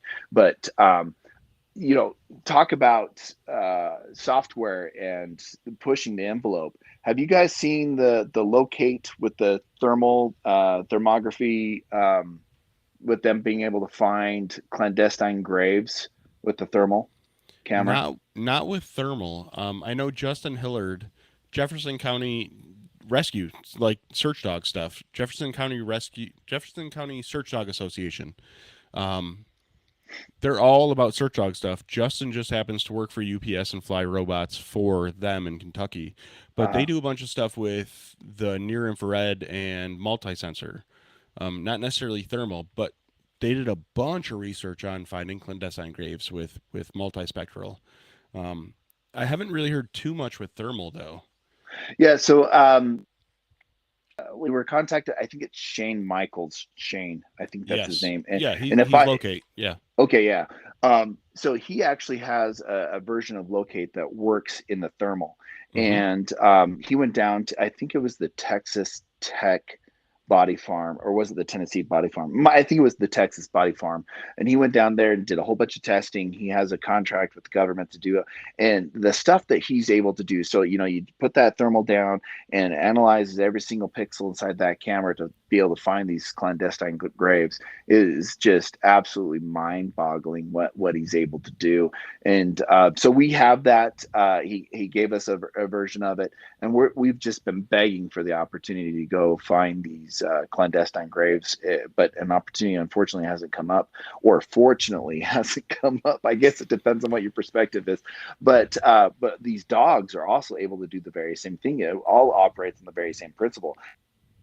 bodies are decomposing underground, and the gases are coming up. They're warmer than the air around them, and as you guys know, with the thermal imager, it only picks up the delta T, so the differences in the temperature as it's coming up, and so the dog's able to smell it. The drone's able to detect the temperature differences, and Shane's got examples of where he's been able to find 6-month-old clandestine graves. So it's absolutely amazing the technology that he's pushing. So talking about that, you were talking about the body farm in Tennessee. So with Storm Point, we actually go out to it's right outside of Y12, outside of Oak Ridge. We go out to UT. We go out to the National Forensics Academy. We go out there 2 or 3 times a year, teaching, basically getting drones in hands of people that have never flown drones. When I say people, it's all LE that are there for forensics stuff. Right. But we go out there if it wasn't with UT's body farm and you wanted to do something as far as using locate at the body farm, I absolutely have the connections to set you up to come out and fly. And you want to fly the farm and see something that's been buried for 10 years versus something that's been buried for 2, we can absolutely set something up. I have several connections at the National Forensics Academy. Dude, you know what? I am absolutely going to take you up on that, because then I can take advantage of that with flying the drones, and my wife is going to want to be able to steal some body parts, because we have a freezer in the garage full of body parts. She would love to come down. I know. Whoa. Guys, Oh, hey guys, damn it, if man. I ever go Getting missing, arrested part 2. check my freezer first, okay? If I ever come missing. But no, in all seriousness, we have those connections. We can absolutely get you out here and get you flying the farm and some other stuff. I will buy you a bottle of this if you can set us up with that. I'll be honest, the guys at UT, they're just as excited about the tech as we are. The guys at the National Forensics Academy, every time we go there, they are more than gracious. They're, they want to know, just like we do, how do we help people? How do we fix this? How do we do that? So on and so forth. If we can get another asset like yourself that wants to do these studies, absolutely, we'll figure it out and work it out for sure. That'd be great. But yeah, every time I go there, I get a new challenge coin, I get a new tumbler that has the National Forensics. Actually, hold on, let me see.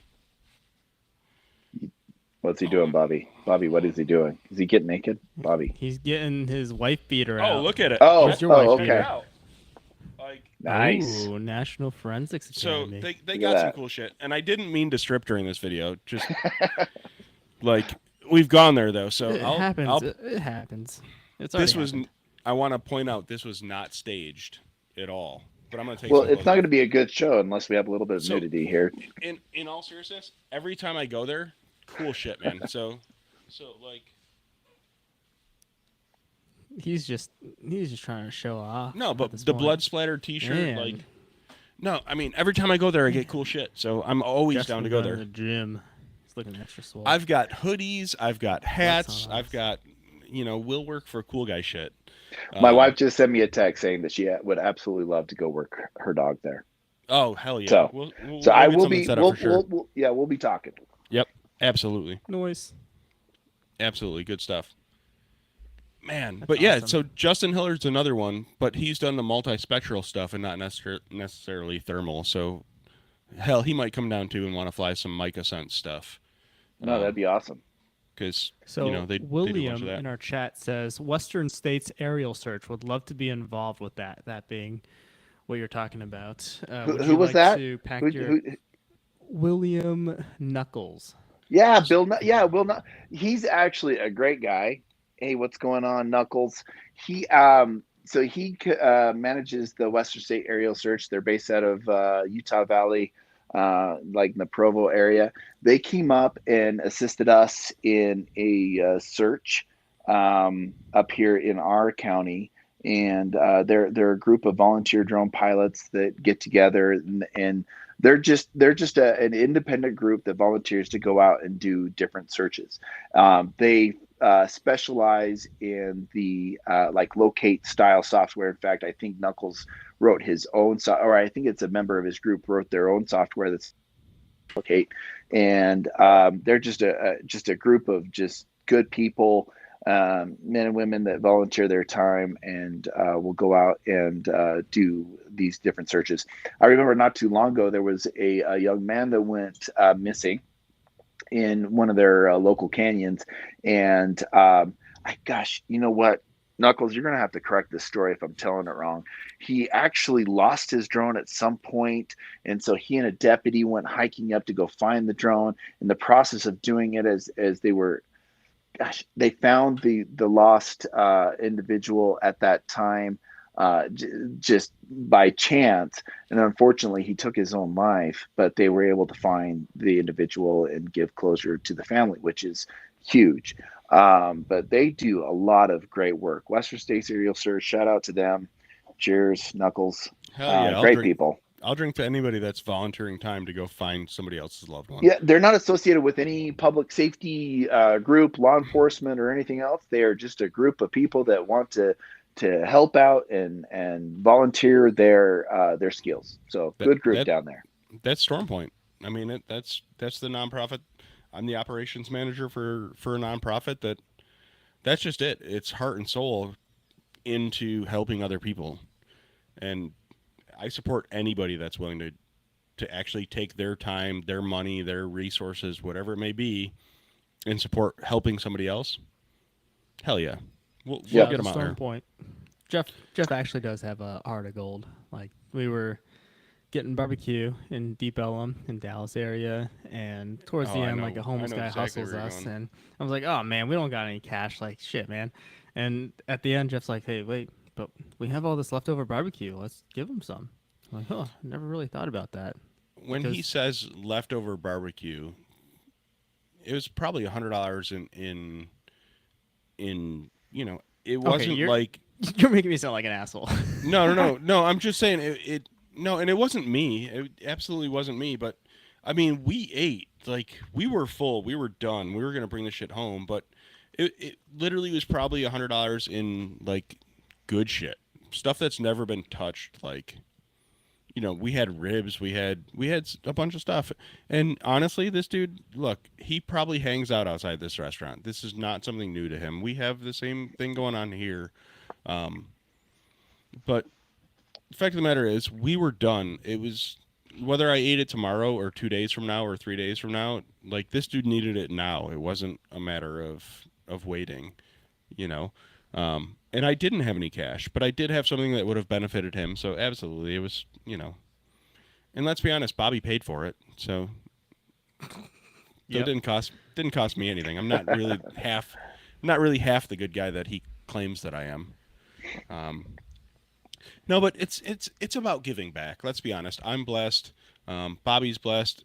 Kyle, I'm sure you're probably in that same boat. Like, the hand that we were dealt, I was dealt a shitty hand, but it turned into a good one somehow, somewhere. I'm pretty sure it's when I met my wife. But blessed. So somebody that's less fortunate or in a predicament or backs against the wall or whatever, I'm willing to reach out and help in any way that I can. Which is how I got into the whole fire department and search and rescue. And somebody's having a bad day, help them have a better day. Seems so simple.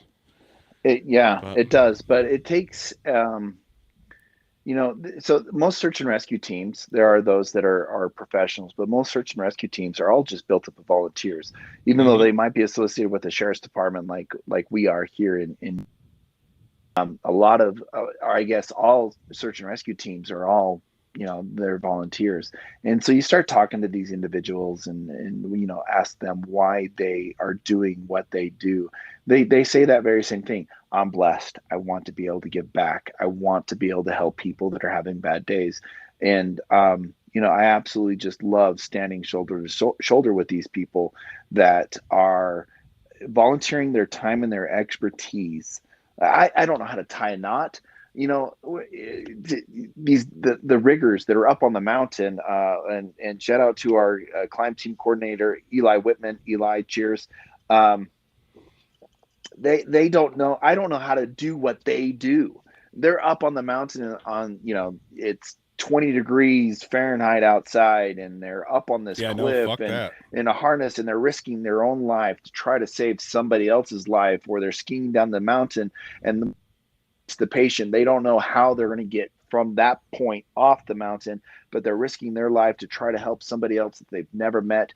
And, it goes to the very same to all of our public safety individuals, whether it be law enforcement, fire department, the paramedics and EMTs that are out there. They all have hearts of gold. They get into it not because they want to make millions of dollars, because they're not going to make millions of dollars.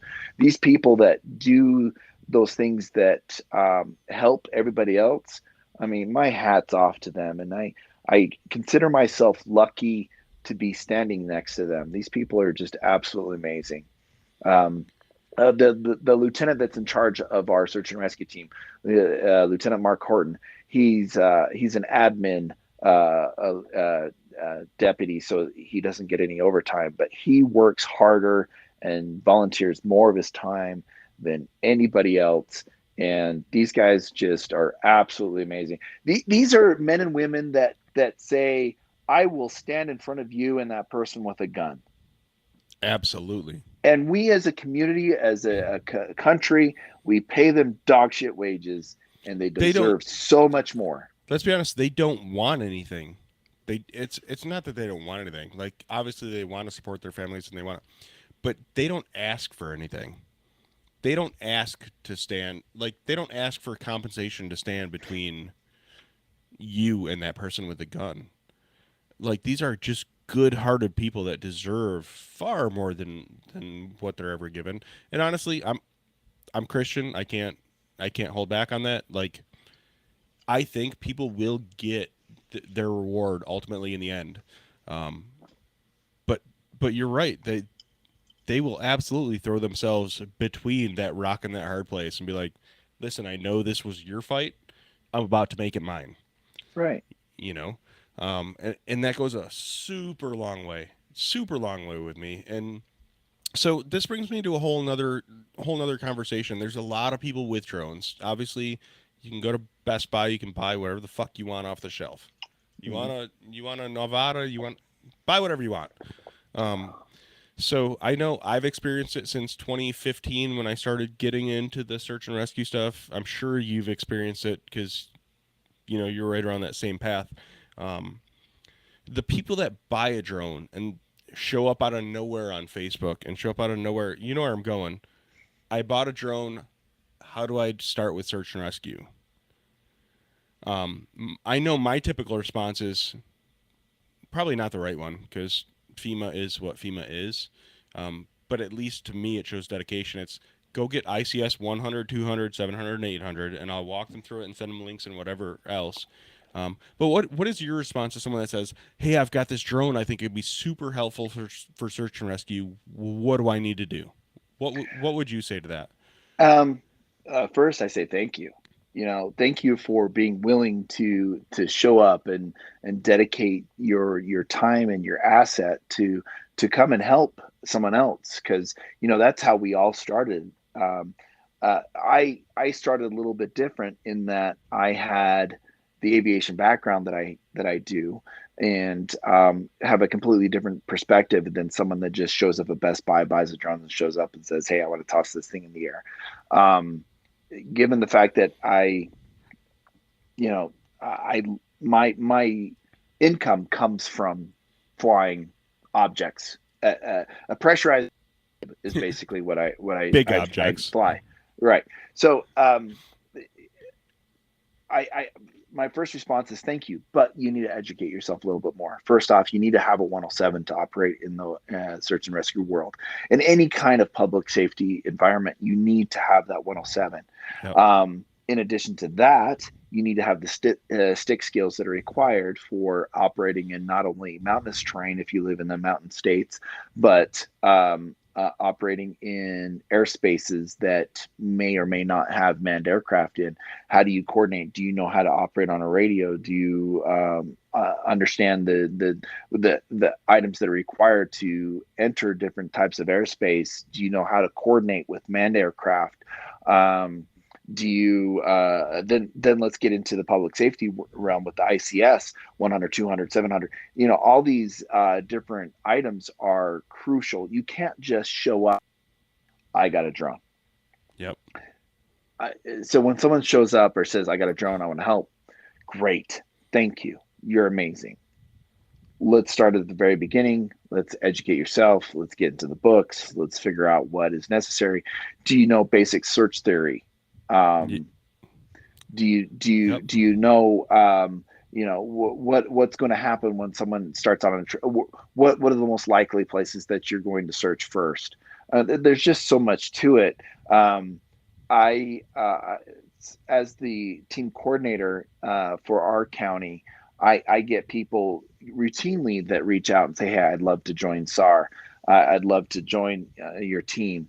But it got to the point where I felt like I needed to actively recruit and bring people in that I knew had not only the correct mindset, but the willingness to learn and be humble and to I require all my pilots not only to get your stick skills, but to also go up on the mountain with the climb team, with the snowmobilers, whatever, to be in the field, to understand what it's like to be on the ground and what the situation is, to get to know the mountains, to get to know the area that is in our jurisdiction, so that you can give advice as to how what trail is coming up next, how far away are they from this cliff, to really get to know what's going on. There's so much more to search and rescue than just tossing up this piece of equipment into the air.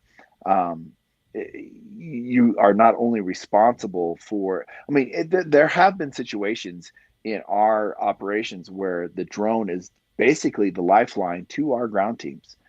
They Mm-hmm. might be up and around, our ground teams might be up and around the bend and outside of communication and radio range for command.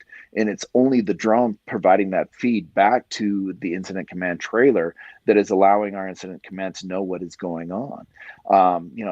What happens if they get into an emergency situation, our ground teams, that they now suddenly need to have a helicopter be able to hoist the patient and our ground teams out of that scenario. Yeah, if it's a snowmobile, wintry situation where it's an avalanche situation, we need to be able to act and react quickly. You need to be able to recognize what is going on the ground, not just, hey, I got a toy, I want to toss it up in the air. It's a very complex and dynamic environment that requires so much more than just, hey, I got my 107, I want to fly. Yeah, for But sure. I say thank you to you guys. Please show up. Please educate yourself. The more people we have in our army, the better. For sure. One approach that I've learned is actually not only humbling to people, but eye opening. Um, so we'll show up. We've got it. We're an oddity. So Storm Point is an oddity. When I say we, I'm talking Storm Point. We're an oddity when it comes to what we do and how we do it. So we have mutual aid agreements with state parks. We have mutual aid agreements with. We're a nonprofit out of nowhere. We run basically like a volunteer fire department does. Um, but we have a mutual aid agreement with city LE and county LE and county fire and so on and so forth. Um, but for us, it's honestly, if we show up and we're told, hey, if you could charge batteries, that would be fucking amazing. Like, I don't take insult to that. I'm not offended. That's fine. I'm helping. As long as I have something that I can do to help, I have knowledge of the drones. I have knowledge of the batteries. I have knowledge of the whole gambit. If somebody asks me to charge batteries, it's not offensive. It's thanks for being here. This is how you can help. Um, and we found with some other people that show up, there are some that it's like, hey, look, we've got equipment, we're good, but if you could just sit over there in that whiteboard and just jot down stuff that we ask you to write down, or if you could just swap out the batteries on that charger every time you see something's dying. Um, what I'm getting at is if you are an agency or an establishment that's set, you have your equipment and you have don't necessarily turn away the people that show up with a drone and want to help. Inspire them, give them a job, um, and that goes for the people that are going to volunteer too. Don't get upset if you're not the person on the sticks. Well, I think, Jeff, what you're maybe a good word, at least in aviation parlance. What you're talking about is crew resource management. Absolutely, it's You all about CRM. Yep. yeah, you want to be able to use all the everything that's accessible to you and all the resources that are available to you and use them to their fullest extent.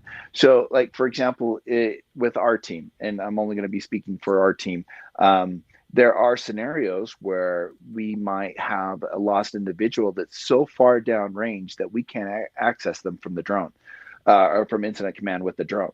So we have this area that's very high up in the mountains, where the base of where the snowmobile park per se is roughly about 8,000 feet MSL, and and it just goes for miles, and just miles and miles and miles, so far back that we can't access them from the parking lot where incident command will be set up.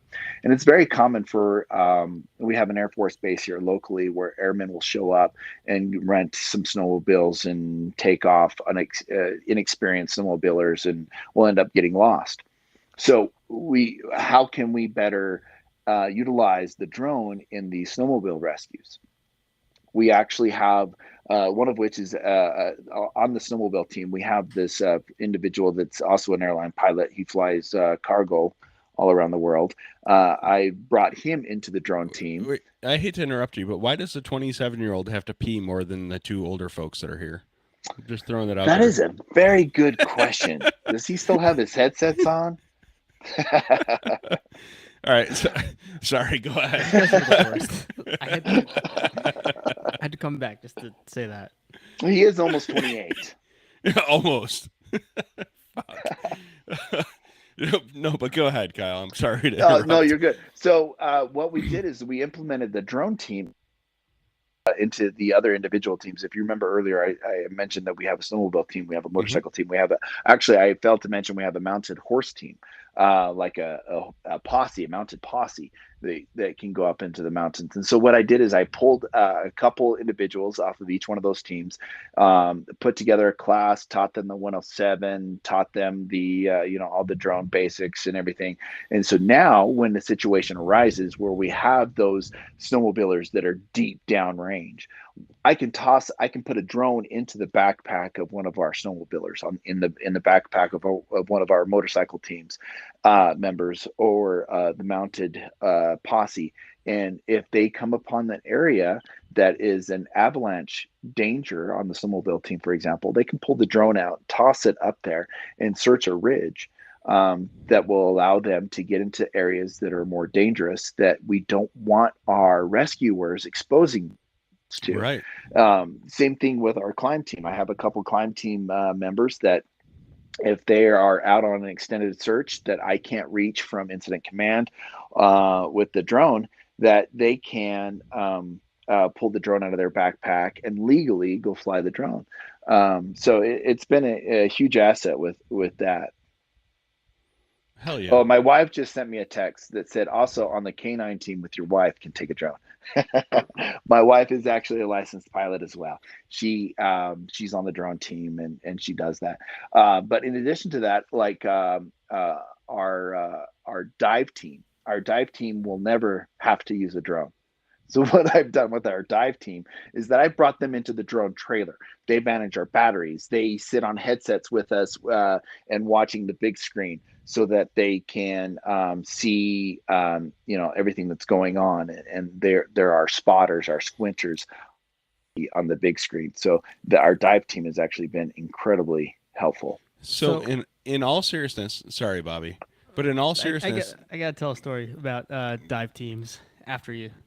so talking Okay, about but before you guys talk, can I run? My laptop's about ready to die, so I need to plug this sucker in. in So other as you're words, you telling got that story, I'm gonna run. you got to go, Pete. No, that's cool. Be right back. But tell your story. Go ahead, Bobby. Oh, yeah. I've been wearing out airtime. Yeah. So on the dive side, there is a valid use case, courtesy Lots of 'em. of Mike Leo from FDNY. Shout out to Mike Leo. Haven't seen him in a while. But basically, on the dive side, what you can do is they had a dolphin that got trapped in one of the canals in Brooklyn, and they were tasked to get it out of the canals because the dolphin was punching through a lot of the stuff, causing a lot of damage. A lot of the residents were concerned, and they were thinking about multiple types of extraction methods. One of them was just, hey, maybe we can like fish it out, put some fish on it and just like cast a bunch of rods and just like fish out the dolphin. And that's gonna be pretty bad in terms That's of PR. awesome. Like FDNY No, fuck hooks that. That's dolphin, awesome. drags it out Fuck Brooklyn yeah. canals. Can you imagine that? Like if they actually like fished it out or harpooned the dolphin out. I mean, that would have been insane, right? So that couldn't work at all. That was shot down very, very quickly. So what was the other alternative? Well, all right, let's get a net and try to like net the dolphin. Let's try not to harpoon the dolphin. Let's try not to, cut off its fins for dolphin soup or anything like that. All right, we're gonna take the net. We're gonna push that dolphin out of the canals. Okay, so they get their scuba team over there, and they dive down. Well, how do you track scuba? You can't underwater. There's no such thing as like radio underwater. So the scuba team only communicates with tugs on the breathing apparatus, right? So, well, they can communicate with tugs. That only communicates with the boat. The boat doesn't. I mean, you could, I guess, use radio and communicate with IC, but it's a game of telephone. At that My point. story what ties does into FDNY this do? perfect. Well, they use thermal drones to detect the bubbles coming up from Yes. the water Yes. of Yep. the scuba teams to I determine knew where you were the going. diver was. And through that, they were able to locate the dolphin and also position the scuba divers in a way so that they could trap the dolphin in a net and push it out of the canal altogether. Open up the gates, push it out of the canal. No dolphins were harmed in this, but unfortunately, the press team was never was able to approve of this dolphin rescue story, even though it's fantastic. So I actually learned from that story, and Storm Point and Russell and John and all the guys that I was with working a call probably don't know that this is actually where I learned it. But we had a 10-passenger jet nosedive in the water. Like, we knew it was fatal. We knew it was a bad day. Russell flew. We ended up getting a TFR and BVLOS and a whole bunch of other fun shit. Yeah, BVLOS in zero grid, mind you, at 500 feet AGL. But long story short, I was like, let's check thermal. We could see bubbles. Like, absolutely. You could absolutely see bubbles. So we could tell where the engines were underwater, where certain things were underwater that were absolutely displacing warm air. But talking about how drones worked really well with the dive teams. So this same call the next day, we were there for 3 or 4 days. But dive teams are down, locating debris, digging debris up, and so on and so forth. And I've done several webinars and several in-person events where we recap this whole situation because it was pretty fucked up. But long story short, so they had divers down. They located the aircraft. They buoyed the aircraft. They had markers down and so on and so forth. But when they were pulling debris up, they actually pulled up the markers from where some of that debris was. Like, buoy was down. They don't give a shit. They're pulling up an engine that's buried in 3 feet of mud. They're hoisting it onto this big ass boat. And so after that happened, the boat that was pulling parts up and stuff like that drifted a little bit, and they actually lost the plane. They didn't know where it was again. So fuck, let's spend another 12 hours sending divers down to locate it again. No, it wasn't that. It was, well, we already had geotiffs. We had geo-marked images from the drone. We had actually flown mapping missions before all that happened, and we were able to pull that up and say, okay, this was the GPS coordinate for this buoy. This is where that engine went down. And the divers were like, fuck yeah, we don't have to go down and start digging through mud again. NTSB was like, hell yeah, they know where the actual engine went down. And the boat and the people that were on there were like, so we know you say it's right at this GPS coordinate. How do we put a person there? Like, where actually is it? Like, you can say it's right there on a map all day long, but how the fuck do we get there? So we're like, oh, no, we got you again. So we took a drone and flew the drone to those exact GPS coordinates where that buoy marker was, and we lowered it down 2 feet off the top of the water. It was actually a little higher than it, probably 5 or 6 feet, and turned on the strobe on the M300. We're like, right here, come here. This is where it is. And they were able to drive the boat back to where it drifted from. And sure enough, they sent a diver down, and the diver's like, yep, sure shit, this is where it was. But from there on out, every single time the dive team marked something, every time they pulled on that cable and said, hey, we've got Oh, why? something I happened. muted him. Oh. Okay, there we go. Oh, they're bleeding. Kyle muted, but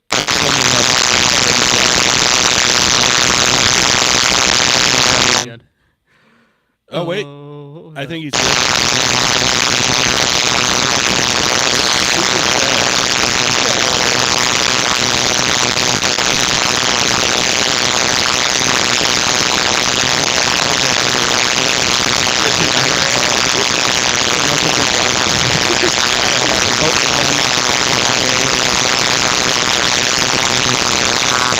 Oh. All right. I'm muting him. No, why did you unmute Kyle? Oh, Kyle. Okay, I'm muting you, So- Kyle. Don't unmute. Yeah, until it's sorted. then talk through your normal mic. Who knows? We'll figure it out. Oh, Our our but viewers the are long dropping. story, They're all dropping. you're good, Kyle. But long story short was the drone. Every time a diver would with something or say, "Hey, I think I got something," we would actually take a photo from directly above. Have a still image that says these are the GPS coordinates of this. So we sent that to NTSB. NTSB had everything that we had. But they were actually able to later reference some of the stuff, like divers pulled shit up. Oh, one photo that matches with that and has GPS coordinates of exactly where that fucking thing was beneath the water. So we started working with the divers hand in hand, not only georeferences, but sadly, a lot of what we were tasked every time they would pull something up, stuff would start floating to the top of the surface. I don't want to get into all of that, but every stuff that needed to be scooped up or taken away or whatever, we would fly over, lower down to a certain altitude, and turn on the strobe light. A boat would come over, they would scoop it up, and we would move on to the next thing. But it actually it proved an amazing thing as far as how well drones could work with something like a dive team. Because I did bring up, let's check thermal based off that New York video. The New York, oh yeah, thermal can find air bubbles coming up from a dive team.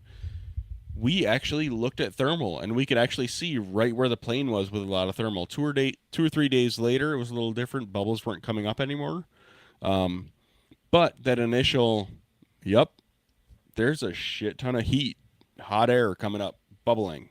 You could see it from the surface with thermal, which is really neat. And then following that, we were able to geotag images and georeference them later to send people in to actually pull up engines and motors and other stuff that we don't necessarily need to go into.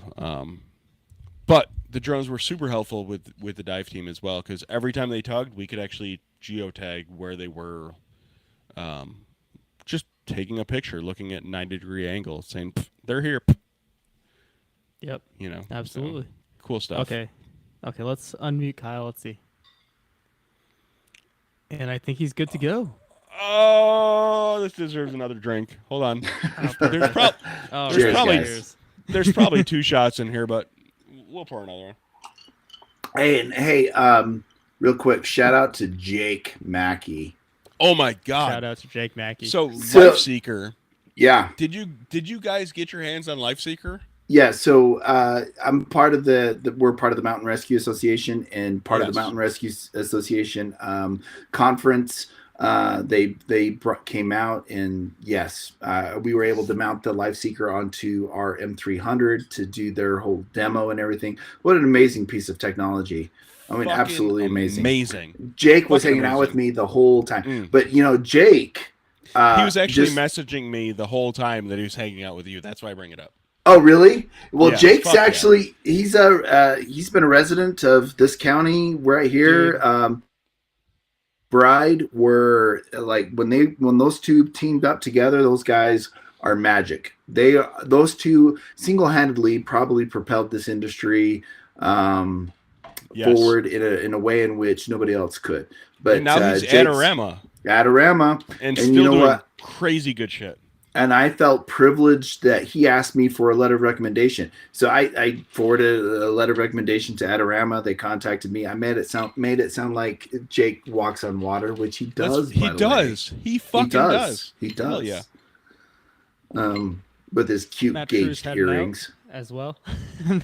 Matt True's heading out. Shout out to Matt True. Dude, I Thanks love for that coming dude. Matt out. True. Fucking Matt, I love you. Hey Matt, I want to meet you, man. Matt, I want to smoke a cigar with your daughter. Listen. Dude. No. No, I can go there. No, listen. The reason I can go there, I'll tell you why I can go there. So, Kyle's so uncomfortable right now. Kyle, From one father to the next, Matt, I got you. I'll be there when you cigar with your daughter. I'll make sure everything's okay. let me expand on this, okay? So, I gave Matt a stick. I don't even remember Padron. It was something fucking good, man. I gave him a couple sticks. And then I get a text message from him the day after. It's him and his daughter sitting there smoking the cigars that I gave him. He's like, "Hey man, thanks for the stogies." Like, hell yeah. Dude, good people. Oh, actually he just messaged me too. Yep. You know Okay, what? let's go back Good to people. one of the comments right here. Chris asks, "Is there anything you would think would be beneficial to search and rescue drone tech that Chris doesn't who? exist right now?" Chris Jensen. Yes.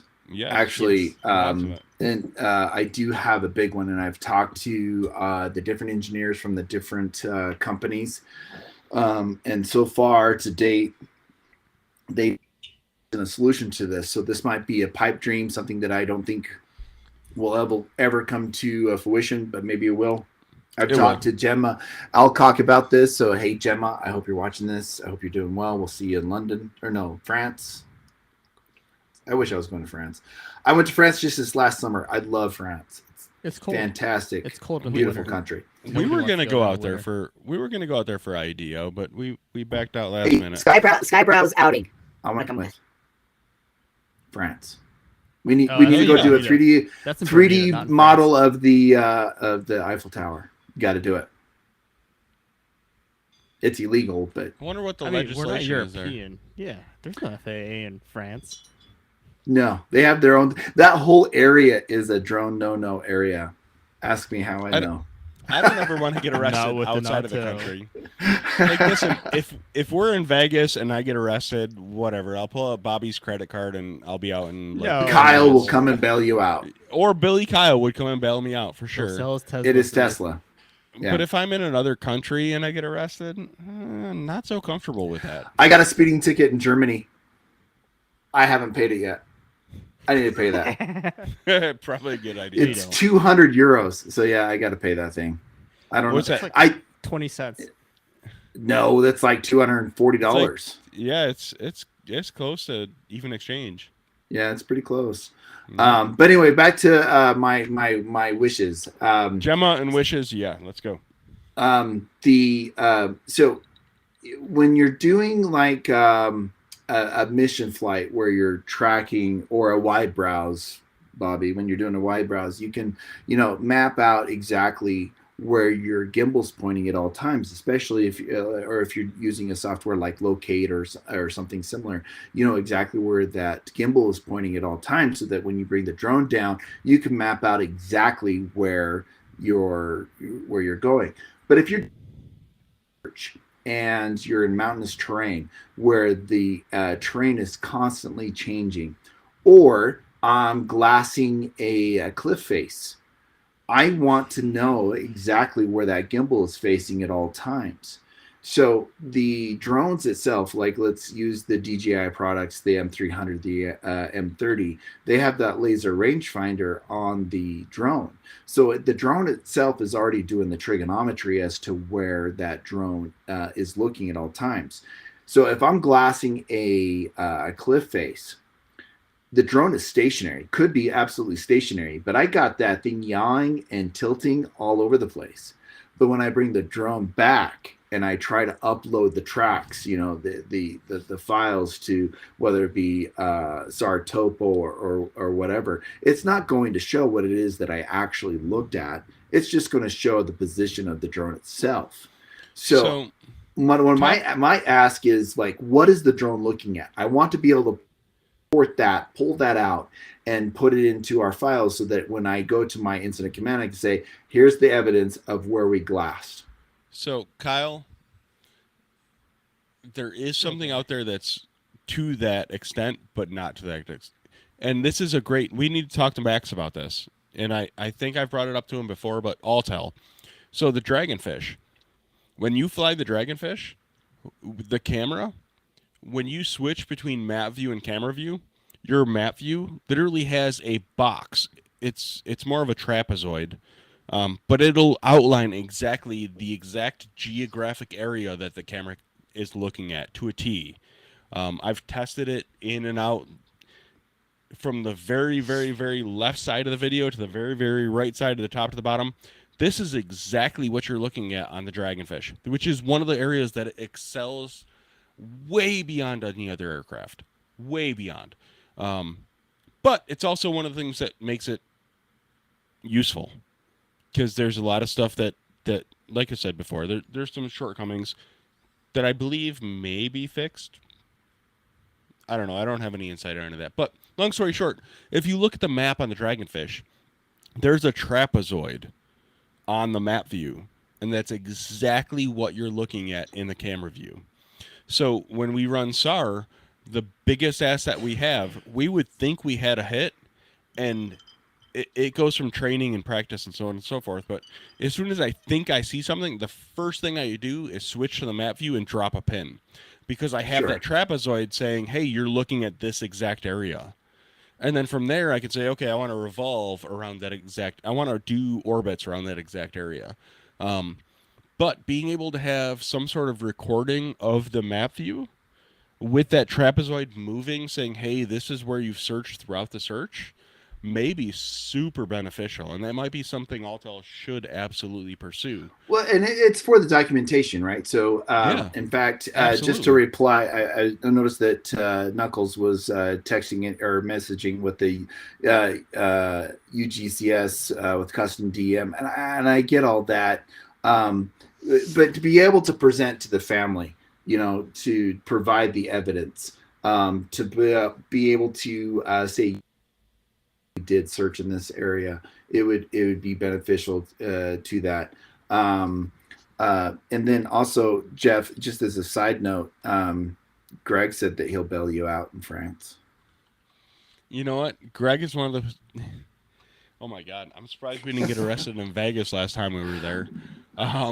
He is one that absolutely would bail me out. At least I feel like he would. It might be. I think he would. I think Greg is. He absolutely will. Greg is. I've met Greg. I met him down there. Hung out with him a little bit. Him and Haya, and Greg. He's a pilot. He's a manned aircraft pilot.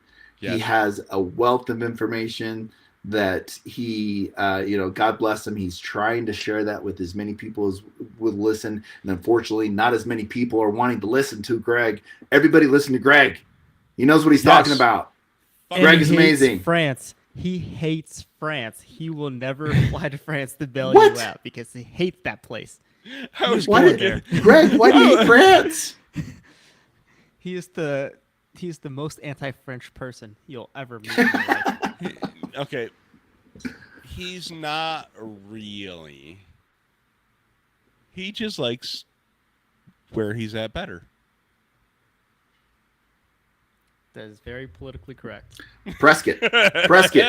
Prescott's a great place. Dude, Prescott is cool as shit. I had a great time hanging out there. I really did. I mean, Prescott is a great place. Holy shit, it's 11/11. Make a wish. Greg says he loves France, stupidly but for it's you, full of huh? French people. I get it. But So we he had a loves great France, time but in hates, France. He loves France, but hates French people. You know, so I went just this last summer. My wife and I and daughter, we went to France, and we were in Paris, and you know, we were all in the touristy. We fully expected to be treated like garbage because we're Americans and we're just gross, dumb Americans. And There's a lot of truth to that. but they treated us with so much respect and kindness and love that we loved it. We absolutely loved it. That's because, Kyle, that's because you didn't try to speak French, because they are such assholes to people that try to speak French. I speak passable French, by the way. I've studied French for Do ya? 8 years in my life, and I speak passable French with a very American accent. All the French people that I speak French to, bar a few All right. American Kyle. French people, they Kyle. are assholes to me. They just Picture- respond no, in English. it- They're so Kyle. mean. Picture some Chinese kid trying to speak French. Oh. I mean, let's be honest here. Okay. I love both you guys. I love you. I speak restaurant Spanish. Okay, I can order tacos. They weren't in Spanish. mad. They weren't mad. They were Mexican people confused. are super nice, but Mexican Bobby- people are super nice to me, not French people. They were not. It wasn't that they were mean. They were confused. They're confused. Chinese person speaking fluent French to Oh my them gosh. from America. Chinese people live in France too. Yeah, but they're not from America. Yeah, I look at Bobby and I see just he's straight American. He's American. You're American, Oh, damn man. it, American. So you had an American over there speaking French from China. I'm confused. Just the worst. The worst. Oh, I fucking love you all. No, in all seriousness, we probably have to wrap this up. It's 11:11. Kyle, hang out. Don't just leave, because if your shit doesn't upload and we don't have the whatever, Bobby usually We're gets just this. not gonna upload. Yeah. I won't touch my AirPods because I don't want to break the internet again. Don't break the internet again. Don't touch them. But I don't know what happened. listen, there will be an after party in this little 3-person window that we're looking at that no one else is looking at. Oh yeah. So just hang around. But everyone Have a good else, I time. love y'all. Drones After Dark. Hang out next week. Thanks for And- tuning in. We'll get someone in next week. I don't know, McBride, somebody. We'll do like a. McBride. This has been a very DJI episode for sure. Outside of search and Let's- rescue and everything. let's in get terms of Max. drones, very DJI. Let's get Max or fucking oh Max my is God, in Kay. Shenzhen, dude. Can He's we gonna get be Kay? sober, and it's gonna Get be like Fritz. 8:00 in the morning. Oh, Do you guys know Fritz? do we know Do Fritz? I Oh, we know What Fritz. kind of question is that? Get Fritz. Oh, He's God. awesome. Hey, Oh we'll- no, he would we'll- hate us. We just will blast talk. him. We'll talk about this in the after party. Okay. I love Fritz. And God. Fritz is great. we are ending the podcast before we get into more trouble. This is Love not y'all. sponsored by Skybrowse. This is not associated with Skybrowse. We are doing this on our free time and our own volition. Not associated with views do Skydio or not- DJI either. Reflect the views of Skybrowse Incorporated, which is a separate company from this right here. All right. Good night, guys. Fuck me.